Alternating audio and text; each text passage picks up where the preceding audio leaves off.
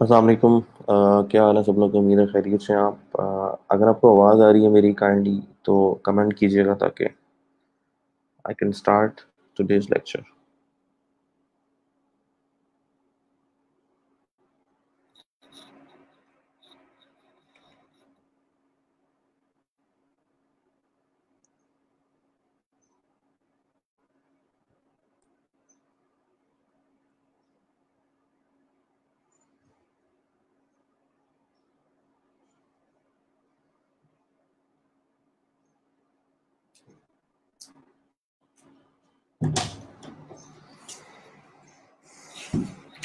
So can you guys listen to me?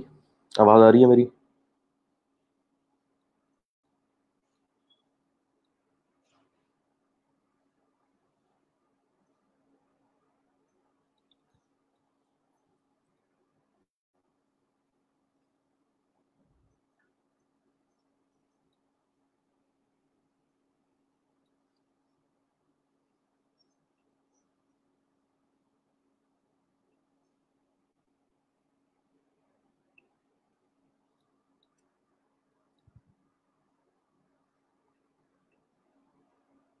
Okay, great.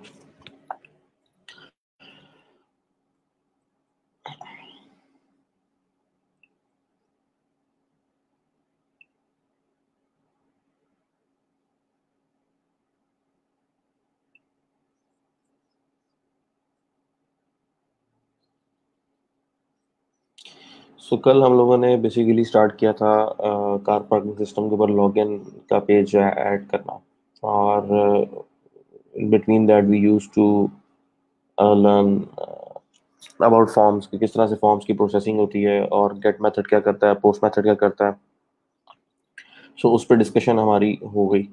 और उसके बाद हमने बात की सेशंस के ऊपर के सेशंस में डाटा हम लोग स्टोर करवाते हैं ताकि हम बाद में वेबसाइट के किसी भी पेज के ऊपर उस डाटा को रिट्रीव कर सकें, ताकि यूज़र की जितनी भी इंफॉर्मेशन अनलेस के वो लॉगिन है वो इन्फॉर्मेशन सारी जो है पब्लिक की जा सके। ठीक है, ये हमारे कुछ टास्क है जो हमने कल कंप्लीट किए। आज जो चीज़ हमने करनी है वो ये है कि लॉगिन के फौरन बाद जब हमारे पास अ, अगर यूज़र डैशबोर्ड के ऊपर आता है तो एक हमने चेक लगाना है। अगर यूज़र अवेलेबल नहीं है और यूज़र जो है वो बेसिकली लॉगिन नहीं है तो यूज़र को रीडायरेक्ट करवा दिया जाए लॉगिन स्क्रीन के ऊपर। ठीक है, तो ये पहला हमने चेक इम्प्लीमेंट करना है। सो थोड़ी सी चीज़ों को चेंज करते हैं।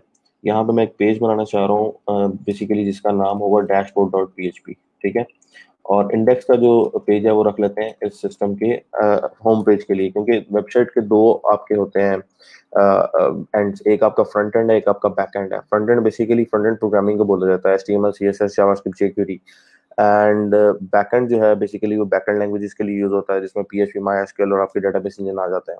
लेकिन इसके अलावा आपने दो व्यूज बनाए होते हैं, एक आपने कस्टमर व्यू बनाया होता है, एक एडमिन व्यू बनाया होता है। ठीक है, तो इंडेक्स जो हम पेज रखेंगे वो basically as a home page रखेंगे और उसके ऊपर हम लॉगिन और साइन अप का लिंक दे देंगे अगर हमें रिक्वायर्ड हुआ। तो बाकी जो यूजर को हम जिस डैशबोर्ड पे लेके जाना चाह रहे हैं उसके लिए हम डैशबोर्ड का अलग पेज बनाने लगे। ठीक, सो इंडेक्स का सारा कोड मैं कॉपी कर रहा हूँ और इसी को मैं डैशबोर्ड की फाइल में पेस्ट कर रहा हूँ। ठीक, और अब इस डैशबोर्ड के ऊपर मुझे कुछ चीज़ें चाहिए। सबसे पहले तो मैं चाहता हूँ कि जो भी यूज़र होम पेज पे आए उसको यहाँ पे दो लिंक मिले। ठीक है, स्पेसिफिकली एक लिंक मिले जिसका मतलब बेसिकली हो के लॉगिन आप करना चाह रहे हैं तो यहाँ से लॉगिन कर लें। टैबलेट किट के अंदर अगर आप देखें तो होम पेज हमारा बेसिकली ये index dot P H P, इसके अंदर हम लोगों ने हेडर इंक्लूड करवाया हुआ है। और हेडर के अंदर हम लोगों ने अपना मेन्यू बार या जो टॉप मेन्यू आ रहा है ये इंक्लूड करवाया हुआ है। मैं चाह रहा हूँ होम पेज के ऊपर मेरा मेन्यू नहीं आना चाहिए। ठीक है, आवाज अभी भी डबल आ रही है आप लोगों को? अगर डबल आ रही है तो मुझे बताएं, स्ट्रीम को मैं दोबारा रिस्टार्ट कर लेता हूँ।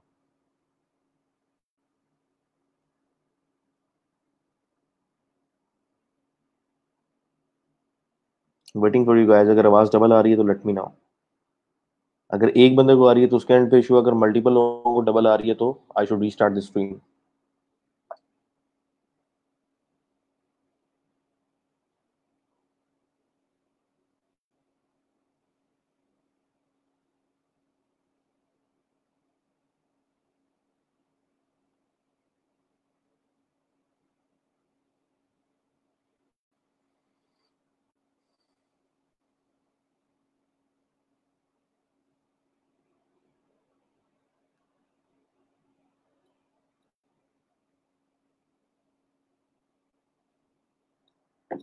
Okay great. सो इसमें हम मेन्यू को खत्म करना चाह रहे हैं, वो कैसे कर सकते हैं? हमारे पास जो कोड है बेसिकली उसमें हम लोग कंडीशन अप्लाई करेंगे। कंडीशन क्या अप्लाई करेंगे, उसमें भी आज एक नया कंसेप्ट है बेसिकली सर्वर। जो सर्वर का ग्लोबल वेरिएबल है उसके अंदर हमारे पास क्या क्या डाटा होता है। राइट नो ये हमारा हेडर है, इस हेडर के अंदर हमारी नैव बार है यहाँ पे। ठीक है, मैं चाह रहा हूँ ये नैव बार सिर्फ और सिर्फ शो हो होम पेज के अलावा बाकी पेजेस के लिए। ठीक है, तो इस नैव बार के ऊपर मैं कंडीशन लगा सकता हूँ, यानी मैं कंडीशनल एचटीएमएल प्रिंट करवाना चाह रहा हूँ। So what will I do, पहले एक चीज है हमारे पास, एक सर्वर की अरे है, उसको देख लें उसमें क्या डाटा आता है। ये भी बिल्ट इन है, पहले से बनी होती है, हमें इसको बनाने की जरूरत नहीं पड़ती। ठीक है, $_सर्वर, इसमें सारी सर्वर की इंफॉर्मेशन होती है। अगर हम इसको प्रिंट करें, और ये क्योंकि हेड में मैंने प्रिंट करवाया तो आप यहाँ पे देखेंगे इसमें काफ़ी सारे इंडेक्सेस हैं, जिसमें एक बेसिकली सर्वर एड्रेस के नाम से ये वेरिएबल है। ठीक है, ये इंडेक्स है। डॉक्यूमेंट रूट का ये इंडेक्स है। ठीक है, और इसमें पाथ चेंज होता है। जैसे अगर अभी देखें तो रिक्वेस्ट यूआरआई में आ रहा है कार पार्किंग सिस्टम। ठीक है, और अगर मैं यहाँ से चले जाता हूँ एग्जाम्पल डॉट पीएचपी की फाइल पे, इस आप इंडेक्स को अगर देखें, अगर आपको क्लियरली नजर आ रहा है, थोड़ी सी आपकी आसानी के लिए मैं और स्क्रीन जो है उसका साइज बड़ा कर देता हूँ।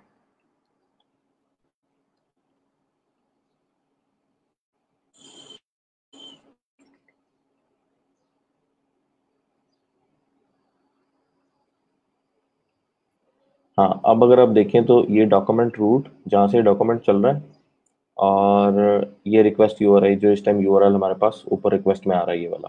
ठीक है, तो अगर मैं यहाँ पे एग्जाम्पल डॉट पीएचपी को ओपन करता हूँ तो उसमें हमारा हेडर इंक्लूडेड नहीं है।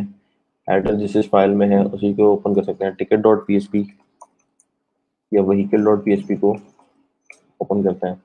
तो यहाँ पे आप देखेंगे कि स्टार्ट में अब कार पार्किंग सिस्टम के बाद व्हीकल डॉट पीएचपी आ गया। इसका मतलब है कि इस इंडेक्स के ऊपर मैं अगर कंडीशन लगा लूँ कि अगर इस इंडेक्स में कार पार्किंग सिस्टम तक का यूआरएल आए तो हेडर आना चाहिए, और अगर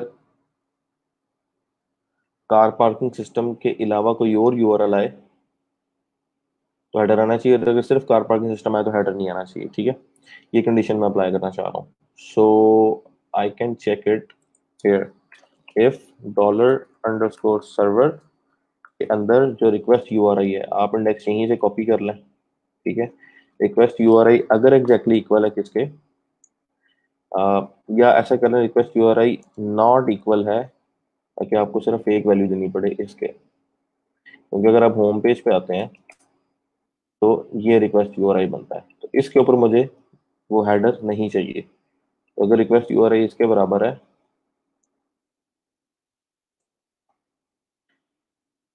तो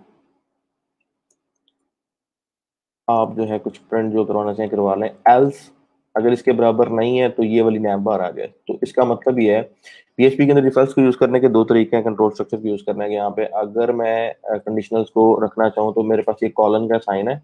इसका मतलब है ये कंडीशन यहाँ पे स्टार्ट हुई है और नीचे जिस लाइन के बाद जाके इस कंडीशन को मैं खत्म करना चाहता हूँ वहां पे मैं सेमी कॉलन लगा के एंड इफ कर दूंगा, तो मैं पीएचपी को इस तरह से यूज कर सकता हूँ। मुझे ब्रेसेस लगा के यहाँ पे शुरू करके एंड पे खत्म करने की जरूरत नहीं है। जैसे इफ लगाया, उसके बाद आपने ये कंडीशनल साइन लगा दिया, उसके बाद आप इसके बाद आप एल्स पार्ट लगाना चाह रहे हैं। ठीक है, तो आप एल्स लगाएंगे इफ में, अगर तो not equal to car parking system है तो मेरे पास ये वाला सारा पार्ट आना चाहिए। एल्स क्या आना चाहिए उसको हम नीचे डिफाइन करेंगे। तो अगर सर्वर का जो रिक्वेस्ट यूआरआई है वो इसके बराबर नहीं है तो नैव बार प्रिंट हो, तो नैव बार के फौरन बाद जाके मैं अपने इस इफ को एंड कर लूंगा। बजाय इसके कि मैं ऊपर ब्रेसेस दूं नीचे ब्रेसेस दूं, मैं ये तरीका यूज कर लेता हूँ जो कि multi line if else condition को फॉलो करता है। तो यहाँ पे एंड इफ और सेमी कॉलन, तो ये उसी इफ के इक्वल है जो आप नॉर्मली यूज करते हैं। ठीक है, तो इसका मतलब है कि हमारे होम पेज के ऊपर बेसिकली वो कंडीशन हमने अप्लाई कर दी है, जिससे हमारे पास जो है नैव बार होम पेज पे नहीं आना चाहिए। तो होम पेज पे नैव बार नहीं आएगा, बाकी किसी और पेज पे चले जाएं, व्हीकल डॉट पीएचपी पे आप चले गए तो यहाँ पे आपको नैव बार मिल जाएगा। दूसरी चीज ये है कि यहाँ पे मुझे ऊपर दो एक लिंक चाहिए, लॉग इन टू एडमिन और search a car.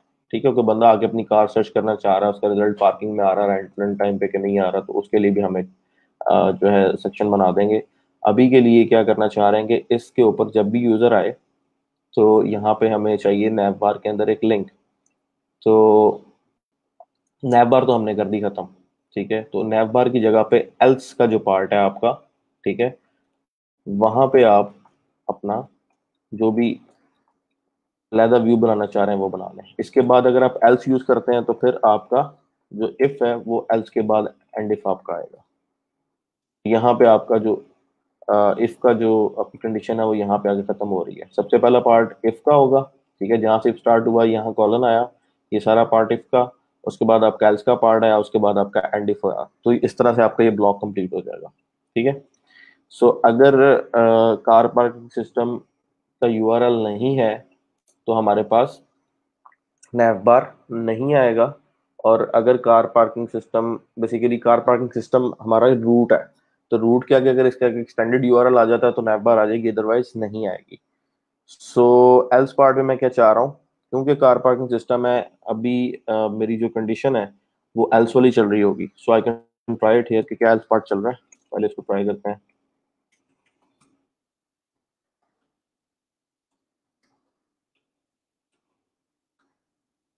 Sorry, typing mistakes. Else part is running. तो एल्स पार्ट में मैं क्या शो करवाना चाह रहा हूँ, मैं शो करवाना चाह रहा हूँ एक div, इसको कोई मैं क्लास लगा देता हूँ। या या आप डायरेक्ट बूटस्ट्रैप के ऊपर जाएं। मुझे एक स्क्रीन ये वाली क्लोज करने में आप,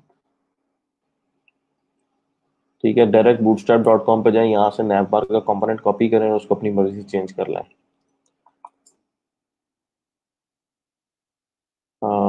let's go to documentation and यहाँ पे होंगे हमारे कंपोनेंट्स, दीज आर कंपोनेंट्स, ठीक है। इन कंपोनेंट्स के अंदर हमारी होगी नैव बार, यहाँ से नैव बार का कोड उठा लें।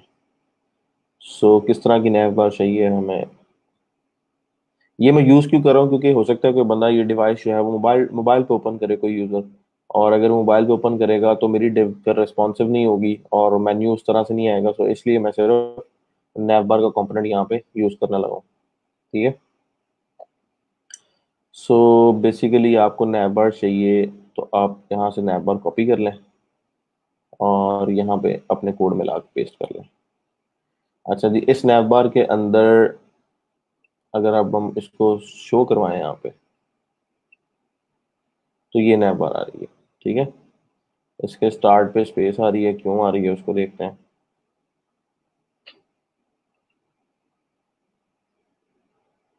नैव बार एक्सपैंड, नैव बार लाइट, बीजी लाइट। सबसे पहली चीज़ ये है कि हमारा जो बूटस्ट्रैप है क्या वो वर्जन सेम है 4.5, ओके 4.5 ही है। और इसके अलावा नैव बार ये आ गई, ठीक है। बॉडी को कोई पैडिंग सेटिंग लग रही है, टॉप पैडिंग 5 रेम, ये हमें रिमूव करनी है। ये स्टार्टर टेम्पलेट के अंदर बाय डिफॉल्ट आ रहा है, तो इसको हमें ओवरराइड करना है। तो स्टार्टर टेम्पलेट की CSS हमारे पास कोड में होगी कहीं ना कहीं, तो CSS में आते हैं और bootstrap font awesome fonts, starter template की CSS नहीं है। सो व्हाट विल डू, हम यहाँ पे जाके बॉडी में उसको ओवरराइड कर लेते हैं। हेडिंग टॉप हमें नहीं चाहिए, ठीक, रिफ्रेश करते हैं। अच्छा जी, क्या इस पेज में मेरी CSS यूज हो रही है? पहली चीज़ तो ये देखें, source CSS style dot CSS, और यहाँ पे पैडिंग टॉप आपके पास अगर देखें आप, ये भी इंपॉर्टेंट कंसेप्ट है, अगर आपके पास आप CSS इंप्लीमेंट करें और वो आपको इफेक्ट यहाँ पे शो नहीं हो रहा, तो आप सोर्स में जाके जो फाइल लिंक की है उसको ओपन करेंगे, यहाँ पे आके चेक करेंगे क्या जो मैंने कोड ऐड किया है वो आ चुका है। क्योंकि कोड में हमने देखें यूजर अकाउंट के बाद ये रूल ऐड किया है और यहाँ पे वो रूल नहीं आया है, इट मीन्स कि आपकी फाइल कैशेड है। तो आपने क्या करना है, आपने कंट्रोल R प्रेस करना है, जिससे आपकी कैशे क्लियर हो जाएगी, रीलोड हो जाएगा मास्टर रीलोड, या यहाँ पर राइट क्लिक करेंगे तो आपके पास होगा empty cache and hard reload. इसको आप करें ताकि आपकी कैशे जो है वो क्लियर हो जाए। मैं मैक पे यूज करता हूँ कमांड शिफ्ट आर, जिससे मेरी कैशे बेसिकली क्लियर हो जाती है। अब ये कैशे क्लियर होगी तो ये नीचे रूल आ गया, रूल की देख रहे हैं आप, ब्रैकेट एक मिस है। तो कोड में वापस जाते हैं, यहाँ पे जाके अपनी ब्रैकेट दोबारा इंसर्ट करते हैं, सेव करते हैं, देन अगेन हार्ड रीलोड करते हैं, ठीक। तो अब मेरे पास ये नैव बार आ गई। इस नैव बार के अंदर मुझे क्या चाहिए क्या नहीं चाहिए, इस नैब बार में मुझे बेसिकली ये डिव है, इस डिव के अंदर ये यूएल है, ये यूएल मुझे नहीं चाहिए। ठीक है, और इस डिव के अंदर ये नैब बार टेक्स्ट है, अगर मैं इसको फ्लोट राइट करता हूँ, ठीक, तो ये मेरे पास राइट साइड पे आना चाहिए पेज के। और एक और चीज़ है इसमें, ये नैब बार विद टेक्स्ट। ठीक है, और अगर हम इसको यूज़ कर लें तो भी ठीक है, इसको फ्लोट राइट करते हैं, दोनों नहीं हो रहे। लेकिन यहाँ पे हमारे कंपोनेंट्स में नैब बार राइट की भी एक ऑप्शन होती है। ठीक है, जैसे are left aligned by default but should they follow sibling element like nav bar brand they will automatically be aligned to the right. तो उसके लिए आपको नैब बार के अंदर नैब बार राइट की क्लास लिखनी पड़ती है। अब वो किस जगह पे है वो देखते हैं। Nav bar brand, nav bar brand,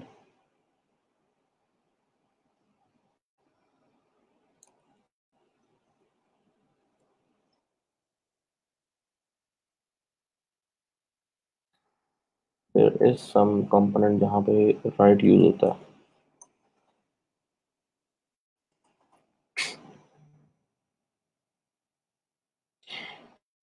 so basically उसके कहने के मुताबिक यहाँ पे जो कंपोनेंट है नैब बार ब्रांड का, इसको आप राइट कर सकते हैं, या यहाँ पे राइट लगाना है।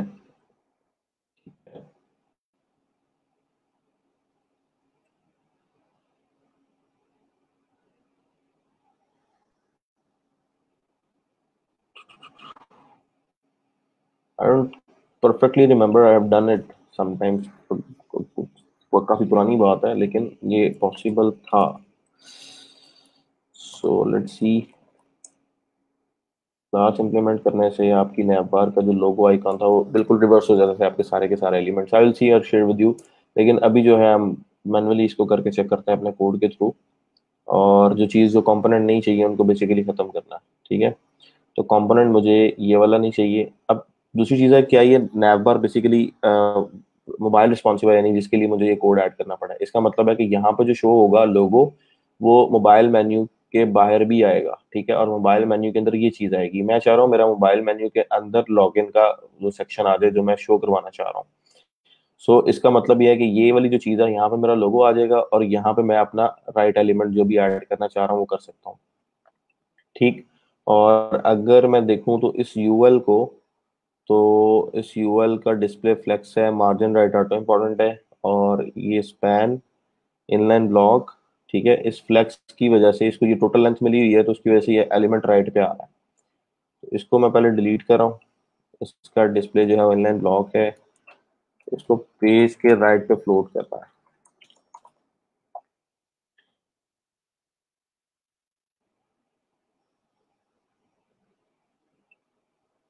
ठीक है, फ्लैक्स की वजह से बिहेवियर आ रहा है, क्योंकि 4.5 में बेसिकली फ्लैक्स यूज होती है और 3.37 में आपके पास बूटस्ट्रैप में ब्लॉक बिहेवियर होता है। ठीक है, सो हमने क्योंकि 4.5 की फाइल इंक्लूड कर ली, इस वजह से हमारी काफ़ी जगह पे फ्लैक्स आ रही है, और फ्लैक्स का बिहेवियर ब्लॉक से डिफरेंट है। ठीक, तो I will change it in the back end after our lecture, ताकि हमें कंफ्यूजन ना हो। फॉर नाउ इस चीज़ को हम ऐसे ही इम्प्लीमेंट कर रहे हैं। तो मैं क्या कर रहा हूँ कि यूएल का जो सेक्शन है अपने पास, उसको मैं करने लगा हूँ ख़त्म। इसमें से ये यूएल का सेक्शन मेरा ख़त्म हो जाएगा। ठीक, और यहाँ पे मैं लॉगिन का बटन दे देता हूँ, लॉगिन टू एडमिन। ठीक है, और इसके अंदर अगर मैं एंकर लगा दूँ,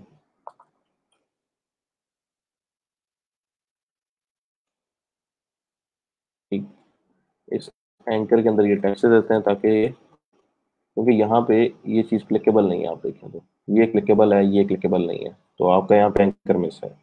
एंकर दिया, और फाइल का जिसके अंदर लॉगिन है वो ये पाथ है, लॉगिन डॉट पीएचपी।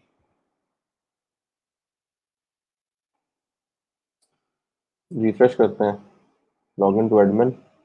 हाँ, ये मसला है, इसको ख़त्म कर दें, और पाथ आपका बिल्कुल ठीक है। अब वो रिलेटिव पाथ पिक कर रहा है जहाँ से उसने, जिस पेज पे है वहाँ से वो लॉगिन पे आ गया। अब एक चीज़ और इम्प्लीमेंट करनी है, कि जब आप लॉगिन करें तो आप चाहे बिल्कुल डैशबोर्ड के ऊपर, कल वाले कोड में हमने इसको इंडेक्स पे कॉल करवाया था, तो आज हमने क्योंकि डैशबोर्ड की फाइल क्रिएट कर ली है तो लॉगिन वाली फाइल में दोबारा आए। अगर तो यूजर नेम पासवर्ड मैच करता है तो आप इसको लेके जाएंगे डैशबोर्ड डॉट पीएचपी के ऊपर, ठीक है। और डैशबोर्ड डॉट पीएचपी के ऊपर भी एक कंडीशन लगा दें कि अगर यूजर, देखें, अगर अभी मैं डायरेक्ट डैशबोर्ड पे जाना चाहूँ तो मैं जा सकता हूँ।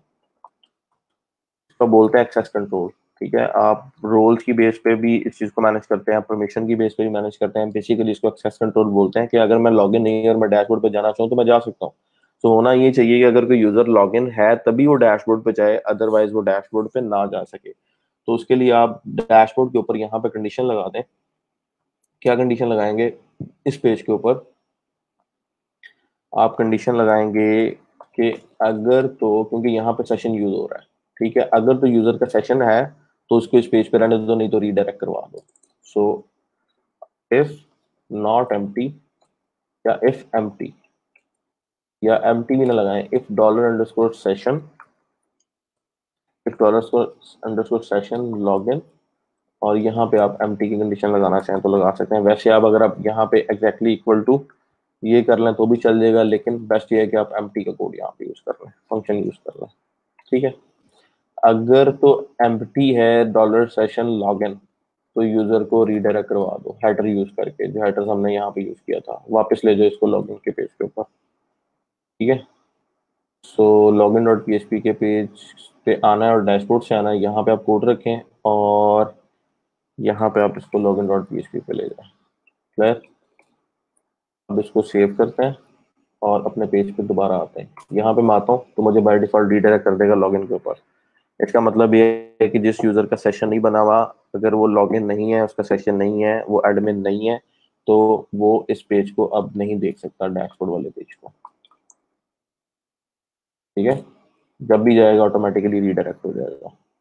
तो अगर तो वो एडमिन है तो वो इस पेज पे आ सकता है। अब एडमिन के लिए यूजर नेम पासवर्ड हम रोज भूल जाते हैं, तो मैं एक उस पर छोटा सा फंक्शन ये करने लगा हूँ कि एडमिन के जो यूजर का टेबल है उसके अंदर ईमेल की जगह मैं सिर्फ एडमिन लिख रहा हूँ, ठीक है, क्योंकि एंट्री तो मैंने अब नहीं करनी है, एडमिन की एक दफा एंट्री हो चुकी है, यही वैल्यूज कंपेयर होनी है। और पासवर्ड मैं सिंपल टेस्ट लिख रहा हूँ जो मुझे याद रहेगा, एडमिन टेस्ट, ठीक है। तो यहाँ पे आते हैं, अब एडमिन और टेस्ट का पासवर्ड लिख के लॉगिन करते हैं। यहाँ वैलिडेशन लगी हुई है, इस वैलिडेशन को एक दफ़ा रिमूव कर लें, लॉगिन पे जाएं और जो टाइप ईमेल है वो ख़त्म कर दें। टाइप ईमेल ये टाइप एम्प्टी कर दें यहाँ पर, admin test login, oh god, not working, admin test add. अच्छा जी, लॉगिन नहीं कर रहा, क्यों नहीं कर रहा, चेक करना पड़ेगा। और चेक कैसे होगा? अगेन इसी कनेक्शन को अगर आप प्रिंट करवा लें या यूज़र का ये जो वेरिएबल है इसको प्रिंट करवा लें तो आपको वैल्यूज़ का पता लग जाएगा कि बेसिकली क्या वैल्यूज़ हैं जिन पे कंपैरिजन हो रहा है। सो यहाँ पे यूज़र प्रिंट करवाएं और यहाँ पे टाइप की जगह पे मैं सिर्फ टेक्स्ट कर रहा हूँ। दोबारा एंट्री करते हैं admin test, admin email admin है, पासवर्ड टेस्ट है। क्या यहाँ पे कोई ईमेल का कंपैरिजन रखा हुआ है? हमने हमने सिर्फ पासवर्ड को पासवर्ड के इक्वल चेक किया है, तो ये पासवर्ड टेस्ट है और जो डेटाबेस का पासवर्ड है वो क्या है? वो भी टेस्ट है। तो it should be equal and it should go to that page.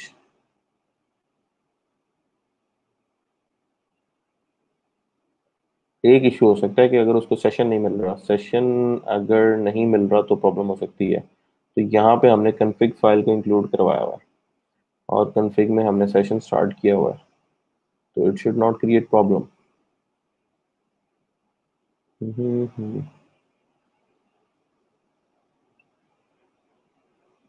चलें देखते हैं।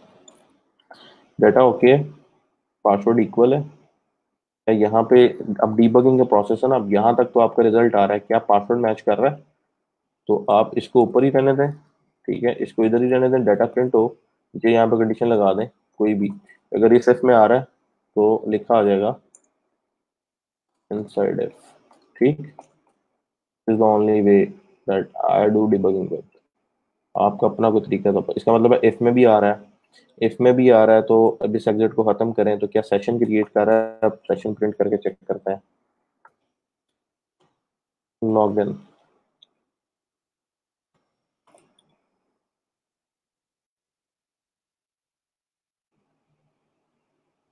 लॉगिन का सेशन भी बन गया। क्या यहाँ पे लॉगिन का सेशन आ रहा है, तो डैशबोर्ड है हमारा, क्या स्पेलिंग सेम है, सेशन लॉगिन, ठीक है। यही कंडीशन हमारी इधर आ जाती है, सेशन लॉगिन। यहाँ पर जरा सेशन प्रिंट करवाएगा, सॉरी पीएचपी ऑलरेडी यहाँ पे है, सिर्फ सेशन प्रिंट करवाना आपने।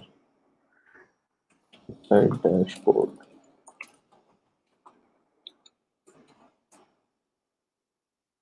$_ सेशन लॉगिन, ठीक है। अब अगर आपका पेज रीडायरेक्ट होके इस पेज पे आता और यहाँ पे सेशन नहीं मिलता तो हमें पता लग जाएगा ये वाला सेशन जो है ये कहाँ से प्रिंट हो रहा है। इस पेज का नाम लिख दें फ्रॉम लॉगिन, ठीक है। रिफ्रेश करते हैं, इनसाइड डैशबोर्ड, इनसाइड डैशबोर्ड कहाँ पे है जी, डैशबोर्ड के पेज पे इनसाइड डैशबोर्ड आ रहा है लेकिन यहाँ पे सेशन नहीं आ रहा, ठीक है। क्यों नहीं आ रहा, क्या यहाँ पे फाइल इंक्लूडेड है, फाइल इंक्लूडेड है। अगर मैं यहाँ पे सेशन अंडरस्कोर स्टार्ट का फंक्शन लिखता हूँ तो मुझे सेशन मिलता है, सेशन मिल रहा है। तो इसका मतलब है सेशन की कंडीशन में देखें आप गलती कर रहे हैं। क्या सेशन स्टार्ट किया आपने अभी तो आपको सेशन मिलना शुरू हुआ है। ये कल भी एक बंदे ने क्वेश्चन किया था कि सेशन हर पेज में डालना जरूरी है। हमने क्या किया, बेसिकली सेशन डाला हुआ, देखें बड़ा लॉजिकल सा मिस्टेक है। सेशन डाला हुआ हमने कन्फिग की फाइल में, ठीक है। कन्फिग की फाइल में सेशन स्टार्ट होगा तो सेशन मिलेगा, और लॉगिन में कन्फिग की फाइल जो है वो हमारी इंक्लूड हो रही है यहाँ पे, ठीक है।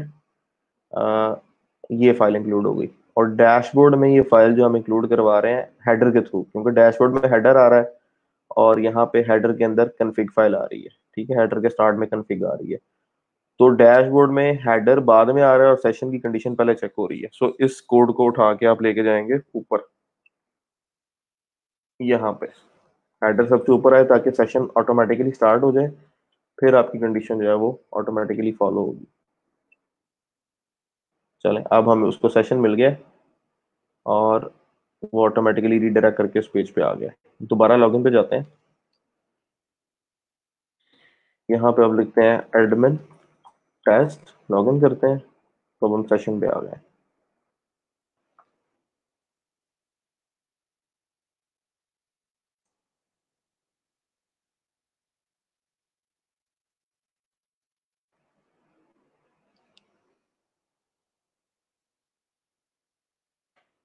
रीडायरेक्शन जो है हमारी डैशबोर्ड पे ही हो रही है, और डैशबोर्ड पे कुछ चीज़ अगर हम प्रिंट करते हैं तो वो पहले जिस तरह सेशन प्रिंट किया शो नहीं हुआ। क्यों शो नहीं हुआ, कई लोगों को ये इशू आ रहा था, मुझे उन्होंने बोला कि हम सर कोड कर रहे हैं नजर नहीं आ रहा। सिमिलर ये प्रॉब्लम मुझे भी आ रहा है, मैंने अपना नाम प्रिंट किया, एग्जिट लगाया, मेरा नाम प्रिंट नहीं हुआ। सो क्या हो सकता है कि ये ऊपर जो डिव है इसकी किसी पैडिंग वगैरह में आपकी पीएचपी जो है वो रिजल्ट प्रिंट करवा रही है, जैसे यहाँ पे आ रहा है तो वकास इधर प्रिंट हो रहा है, ठीक है। आपको आउटपुट में नजर नहीं आ रहा, तो आपने जो भी चीज प्रिंट कराई सीधा यहाँ पे कंट्रोल एफ प्रेस करें, कंट्रोल एफ प्रेस करके अपनी जो भी आपकी रिक्वायर्ड स्ट्रिंग जो आप आउटपुट करें आप उसे चेक कर सकते हैं, ठीक है। तो ये हैपन होता है, सब लोगों के साथ ये मसला आ जाता है, तो आपको नहीं पता होता स्टाइलिंग का इशू है क्या इशू है, ठीक है। सेव किया, अब हम लॉगिन से सीधा डैशबोर्ड पे आ रहे हैं, ठीक है। अब डैशबोर्ड में हम क्या करना चाह रहे हैं, डैशबोर्ड में हमें बेसिकली मेन कंटेनर जो है हमारा, जिसके अंदर ये welcome to Marina One Plaza लिखा आ रहा है, इसको थोड़ी सी हम स्पेस दे देते हैं। तो this is our main container and this is our nav bar. तो मेन कंटेनर को हम ऊपर से थोड़ी सी स्पेस देना चाह रहे हैं। पहली चीज़ ये है कि इसको अगर फ्लोट लेफ्ट करें, ओके, नैप बार फिक्स्ड है, हाँ फिक्स टॉप है। नैप बार फिक्स टॉप की वजह से ऊपर आपका ये जो कंटेनर है यहाँ से स्टार्ट हो रहा है, क्योंकि फिक्स टॉप एब्सोल्यूट पोजीशन लेता है, और एब्सोल्यूट पोजीशन के ऊपर आप जो है आपको कंसेप्ट नहीं है एब्सोल्यूट का, आई विल शेयर विद यू। अभी जो है पहली चीज़ मैं सिर्फ इतनी करने लगा हूँ कि जो मेरा हेडर है उसमें जाके मैं ये टॉप फिक्स जो है इसको खत्म करने लगा ताकि ऊपर स्पेसिंग का इशू ना आए। ठीक, वापस आते हैं सिस्टम पे, और अभी ये मेरा सिस्टम है। यहाँ तक अगर किसी को कोई क्वेश्चन है तो मुझे बता दें। मैं नहीं चाह रहा कि फास्टली बहुत आगे चला जाऊँ मैं और आप जो है उसको कॉप ना कर सकें।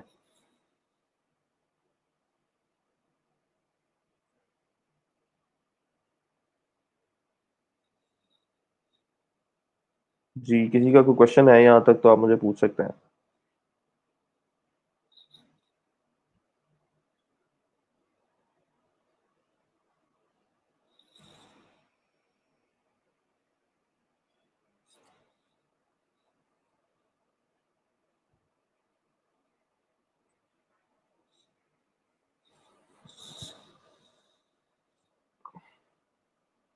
आई will wait for 3 more minutes। अगर किसी का कोई क्वेश्चन है तो यू कैन आस्क और आई विल मूव फॉरवर्ड।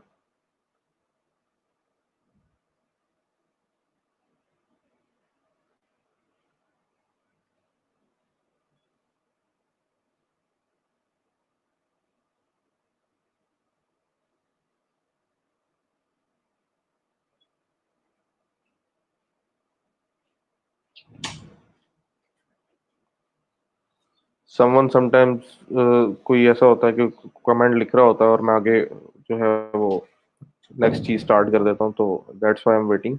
अगर किसी ने को कमेंट करना है, पूछना है, चल क्लियर है। एक मेल ने कह दिया, एक फीमेल ने कह दिया, इट मीन्स के दोनों साइड्स ओके हैं। अच्छा, सो लॉगिन हमने करवा लिया, इस पेज के ऊपर आ गए। अब हम चाहते हैं कि यहाँ पे जैसे लॉगिन करके यहाँ पे आ जाए सारी आज की बुकिंग्स, कितनी कार यहाँ पे बुक हुई हुई हैं जो पार्किंग प्लाजा में खड़ी हुई हैं। तो उसके लिए हमारे पास एटलीस्ट बुकिंग का टेबल होना चाहिए, तो एक टेबल क्रिएट करते हैं और अपनी फाइल भी ओपन कर लेते हैं जो लास्ट टाइम हमने ओपन की थी। कितने लोगों ने इम्प्लीमेंट किया है सिस्टम को? कल मैंने आपके साथ कोड भी शेयर किया था इसका।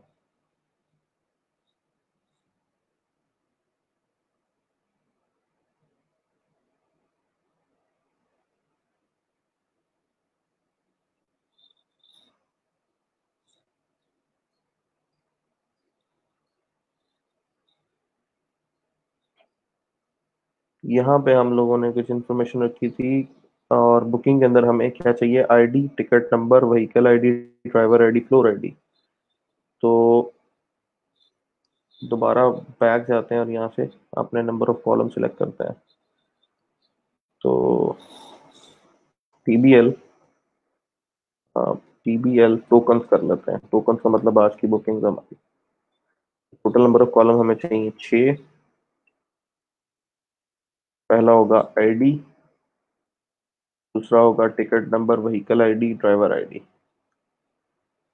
टिकट नंबर हमने इसको अलग ही रखा था, ये इसको टोकन नंबर कर लें। और कौन सी गाड़ी खड़ी हो रही है उसकी आईडी, कौन सा ड्राइवर है जो पार्क कर रहा है उसकी आईडी। और पर्टिकुलरली इसकी तो हमें ज़रूरत नहीं है, हम अगर मेंबरशिप आईडी यूज़ कर लें तो वो ज़्यादा बेस्ट है, क्योंकि मेंबरशिप से हमें ड्राइवर की इन्फॉर्मेशन ऑटोमेटिकली मिल जाएगी। ठीक है। और और क्या आएगा? फ्लोर आईडी यहाँ पे आ रहा है। तो टिकट के ऊपर floor underscore ID. Floor ID तो हमें तब चाहिए अगर हमने फ्लोर जो है वो पहले से बनाए हो और हर फ्लोर की कैपेसिटी पहले से रखी हो कि फ्लोर नंबर 1 पे 10 बड़ी गाड़ियां खड़ी हो सकती हैं, 10 छोटी हो सकती हैं। फ्लोर नंबर 2 पे 5 बड़ी खड़ी हो सकती हैं और 10 छोटी खड़ी हो सकती हैं। फ्लोर नंबर 3 टोटली आपका बड़ी गाड़ियों के लिए, ट्रक्स वगैरह के लिए, लेट सपोज। तो या ऊपर वाला फ्लोर क्योंकि टॉप पे है तो वो कार्स के लिए, उससे नीचे वाला जो है मिड साइज वैन के लिए, उससे नीचे वाला जो हैवी ट्रैफिक के लिए। तो फ्लोर प्लान अगर आपने रखा हुआ है तो आप फ्लोर यूज कर लेंगे। वैसे मैं यहाँ पे सिर्फ फ्लोर नंबर जनरेट कर देता हूँ ताकि हमें इतना पता हो कि कार किस फ्लोर पे पार्क है। बस फ्लोर नंबर मैं यहाँ पे जनरेट कर रहा हूँ जो ऑटोमेटिकली जनरेट हो जाएगा। 1 2 3 4 में कोई भी रैंडम नंबर पिक हो जाएगा। और इसके अलावा स्टेटस में आ जाएगा कि अभी करंटली पार्कड है या नहीं पार्क। तो पहला आपका आईडी है int11 आपने कर दिया, दूसरा टोकन नंबर वार 255 कर दें इसको। ठीक है। और व्हीकल आईडी को भी वार 4 कर लें, 255 कर लें। मेंबरशिप आईडी वार्चर, वैसे तो ये इंटीजर होने चाहिए क्योंकि आप बेसिकली आईडी हमेशा आपका इंटीजर होगा, लेकिन मैं यहाँ पे ये स्टोर करवा रहा हूँ ताकि एंट्री पे कल को कोई इशू ना आए। फ्लोर नंबर के अंदर हो सकता है आपको एट सम पॉइंट अपने जो आईडीज वगैरह हैं उनको अल्फाबेटिक करना पड़े। कार अगर आप स्टोर करें व्हीकल आईडी तो A1 2 3 करना पड़े, तो इसलिए मैंने उसको वार्चर कर दिया है। फ्लोर नंबर भी इंटीजर होगा, उसको इंटीजर आने देते हैं। और स्टेटस का कॉलम हमारा वार्चर कर लेते हैं 255, और ये बुलियन करना चाहें ट्रू फॉल्स तो कर सकते हैं, लेकिन समटाइम्स एंट्री में अगर आप बुलियन नहीं भेजेंगे तो दैट कैन क्रिएट प्रॉब्लम। सो इसको मैं 255 वार्चर कर रहा हूँ। ये वाला ऑटो इंक्रीमेंट होगा, प्राइमरी कॉलम होगा हमारा। और इनमें से कौन सा कॉलम नल हो सकता है? इनमें से कौन सा कॉलम नल हो सकता है? व्हीकल की आईडी होगी, मेंबरशिप की आईडी होगी। तो कोई भी कॉलम इसमें से फिलहाल हमें नल नहीं चाहिए, जब चाहिए होगा तो हम कर लेंगे। सेव कर देता हूँ, ठीक है। तो अब आप एक टोकन जनरेट करने जा रहे हैं। तो टोकन जनरेट करने के लिए आपको मेंबरशिप कार्ड नंबर चाहिए। तो मेंबरशिप के टेबल में मेंबरशिप कार्ड नंबर है हमारे पास 1। और व्हीकल में व्हीकल आईडी हमारे पास है लेट्स सपोज 1 होंडा की। और ड्राइवर इंफॉर्मेशन ऑलरेडी हमारे पास अवेलेबल है जो कि मेंबरशिप से हमें मिल जाएगी, क्योंकि मेंबरशिप में ड्राइवर का आईडी आ रहा है। तो अगर आप मेंबरशिप और ड्राइवर का ज्वाइन लगाएंगे तो आपको वो वैल्यू मिलेगी। सो टोकन में सिंपली एंट्री करवा लेते हैं, इंसर्ट करते हैं। ये ऑटो इंक्रीमेंट है। और टोकन नंबर लेट सपोज, आज क्या तारीख है? आज है जी 24। ठीक। तो चलें टोकन नंबर 1 ही जनरेट करते हैं, सिंपल रहता है। व्हीकल आईडी को हम लोग कर लेते हैं 1। मेंबरशिप आईडी को भी कर लेते हैं 1। फ्लोर नंबर को हम कर लेते हैं 1। स्टेटस को भी हम करते हैं 1, क्योंकि अभी हम हमारी ये कार पार्क हो रही है तो सब में वैल्यू 1 आ गई। ठीक। Token number 1, vehicle ID 1, membership ID 1, floor number, status 1। ठीक। इसी को हम स्टोर वहां पे शो करवाना चाह रहे हैं। यहाँ पे जैसे ही आप लॉग इन हो तो यहाँ पे आपके पास सारी बुकिंग आ जाए कि अभी टोटल कितनी कार्स हैं जो कि हमारी यहाँ पे पार्क टाइम कितनी आज के दिन में हो के जा चुकी हैं। ठीक है। सो डैशबोर्ड डॉट पीएचपी के ऊपर आपको एक व्यू चाहिए टिकट्स का, जो टिकट्स का व्यू हमने क्रिएट किया हुआ है। ठीक है। तो टिकट्स के व्यू में हम उसका कोड कर देंगे। और टिकट्स का व्यू टिकट्स की फाइल से आ रहा है, टिकट्स डॉट पीएचपी वो फाइल सिंपली हमने इंक्लूड करवाई हुई है। तो इस टेम्पलेट में आते हैं और यहाँ पे आके हम लोग अपना कोड कर देते हैं। तो कनेक्शन हमारे पास ऑलरेडी है। बेसिकली हमें डेटाबेस से डाटा चाहिए, उसके बाद हम उसका टेबल बनाएंगे। तो एसक्यूएल की क्यूरी क्या होगी?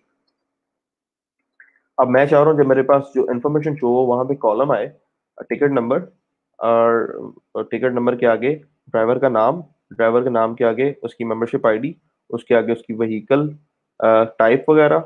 और एक चीज जो हम ऐड करना भूल गए हैं जो सबसे इंपॉर्टेंट है कि टोकन्स का जो टेबल होगा उसकी एंट्री टाइम हमें चाहिए कि टोकन किस टाइम गाड़ी हमारी एंटर हुई है, किस टाइम हमारी गाड़ी अगर एग्जिट हुई है। तो सिर्फ एंट्री अगर हम लगा लें तो that is good for us, क्योंकि उसको बाद में आप चेक कर सकते हैं एंट्री से लेके एग्जिट तक टोटल क्या किसी बंदे का बिहेवियर है, तो वो आप कैम से भी चेक कर सकते हैं। तो यहाँ पे ऐड 1 कॉलम आफ्टर स्टेटस करते हैं। और यहाँ पे हम एंट्री टाइम, और इसको हम जो है यहाँ से डेट टाइम या टाइम स्टैम्प कर लेते हैं। डिफॉल्ट करंट टाइम स्टैम्प आ जाएगा, तो यूनिक्स टाइम स्टैम्प आपका यहाँ पे हमेशा ऐड हो जाएगा। ठीक है। तो ये वैल्यू आ गई आज के टाइम की। और अभी यहाँ पे तो आपका रीडेबल है। अगर आप इसको यूनिक्स में कन्वर्ट कर लेंगे तो आपके पास सेकंड्स आ जाएंगे सारे। सो अच्छा, एसक्यूएल में मुझे डाटा चाहिए 3 टेबल से। तो क्यूरी क्या होगी? सबसे पहले क्यूरी यहाँ पे बनाए, उसके बाद कोड में कॉपी कीजिएगा। क्यूरी सबसे पहले डिजाइन करता है। इन नजर आ रही है सबको? सिलेक्ट करना है मुझे, क्या क्या लेना मुझे? टिकट नंबर, आगे वो टिकट किस बंदे के नाम पे इशू हुआ है, उस बंदे का मेंबरशिप कार्ड क्या है, उस बंदे की व्हीकल कौन सी है। तो 3 टेबल लिंक हो रहे हैं, टिकट का, मेंबरशिप कार्ड का और व्हीकल का। ठीक है। तो तीनों को 1 बाय 1 सेलेक्ट करना है। तो तीनों से मुझे डाटा क्या चाहिए? व्हीकल से मुझे चाहिए व्हीकल का नाम, ड्राइवर से चाहिए व्हीकल की टाइप चाहिए, ड्राइवर से चाहिए ड्राइवर का नाम, और मेंबरशिप कार्ड से मेंबरशिप कार्ड नंबर। तो 1 बाय 1 चीजें सिलेक्ट करना है सारी अपने टेबल्स में से। तो टीबीएल ड्राइवर से मुझे क्या चाहिए? ड्राइवर का नेम। ठीक है। और टीबीएल मेंबरशिप कार्ड से मुझे क्या चाहिए? मेंबरशिप कार्ड की आईडी और एक्सपायरी, और एक्सपायरी भी चाहिए, और एक्सपायरी डेट। ठीक। एज कार्ड एक्सपायरी, कॉमा, और मुझे क्या चाहिए, और मुझे क्या चाहिए जी, मुझे चाहिए बेसिकली टिकट नंबर। तो जो मेरा टोकन है, टोकन का जो टेबल है, टोकन से मुझे आईडी चाहिए, टीबीएल टोकन से, टीबीएल टोकन से मुझे टोकन नंबर चाहिए, और टीबीएल टोकन से मुझे क्या चाहिए, और टीबीएल टोकन से मुझे चाहिए बेसिकली फ्लोर नंबर, गाड़ी किस फ्लोर पे खड़ी है, और मुझे चाहिए टीबीएल टोकन से आ, तो आपको टीबीएल टोकन से मल्टीपल वैल्यू चाहिए तो आप टीबीएल टोकन का पूरा टेबल ही ले लें, ठीक है, क्योंकि प्राइमरी आपका ये सारा डाटा इसमें आ रहा है। फ्रॉम, पहला टेबल आपका कौन सा था, टीबीएल ड्राइवर, तो टीबीएल ड्राइवर जो है वो आपका लिंक होगा, आपने इनर जॉइन लगाना है, ड्राइवर का आप लिंक लगाएंगे मेंबरशिप कार्ड के साथ, ठीक है, ऑन टीबीएल मेंबरशिप कार्ड, ठीक।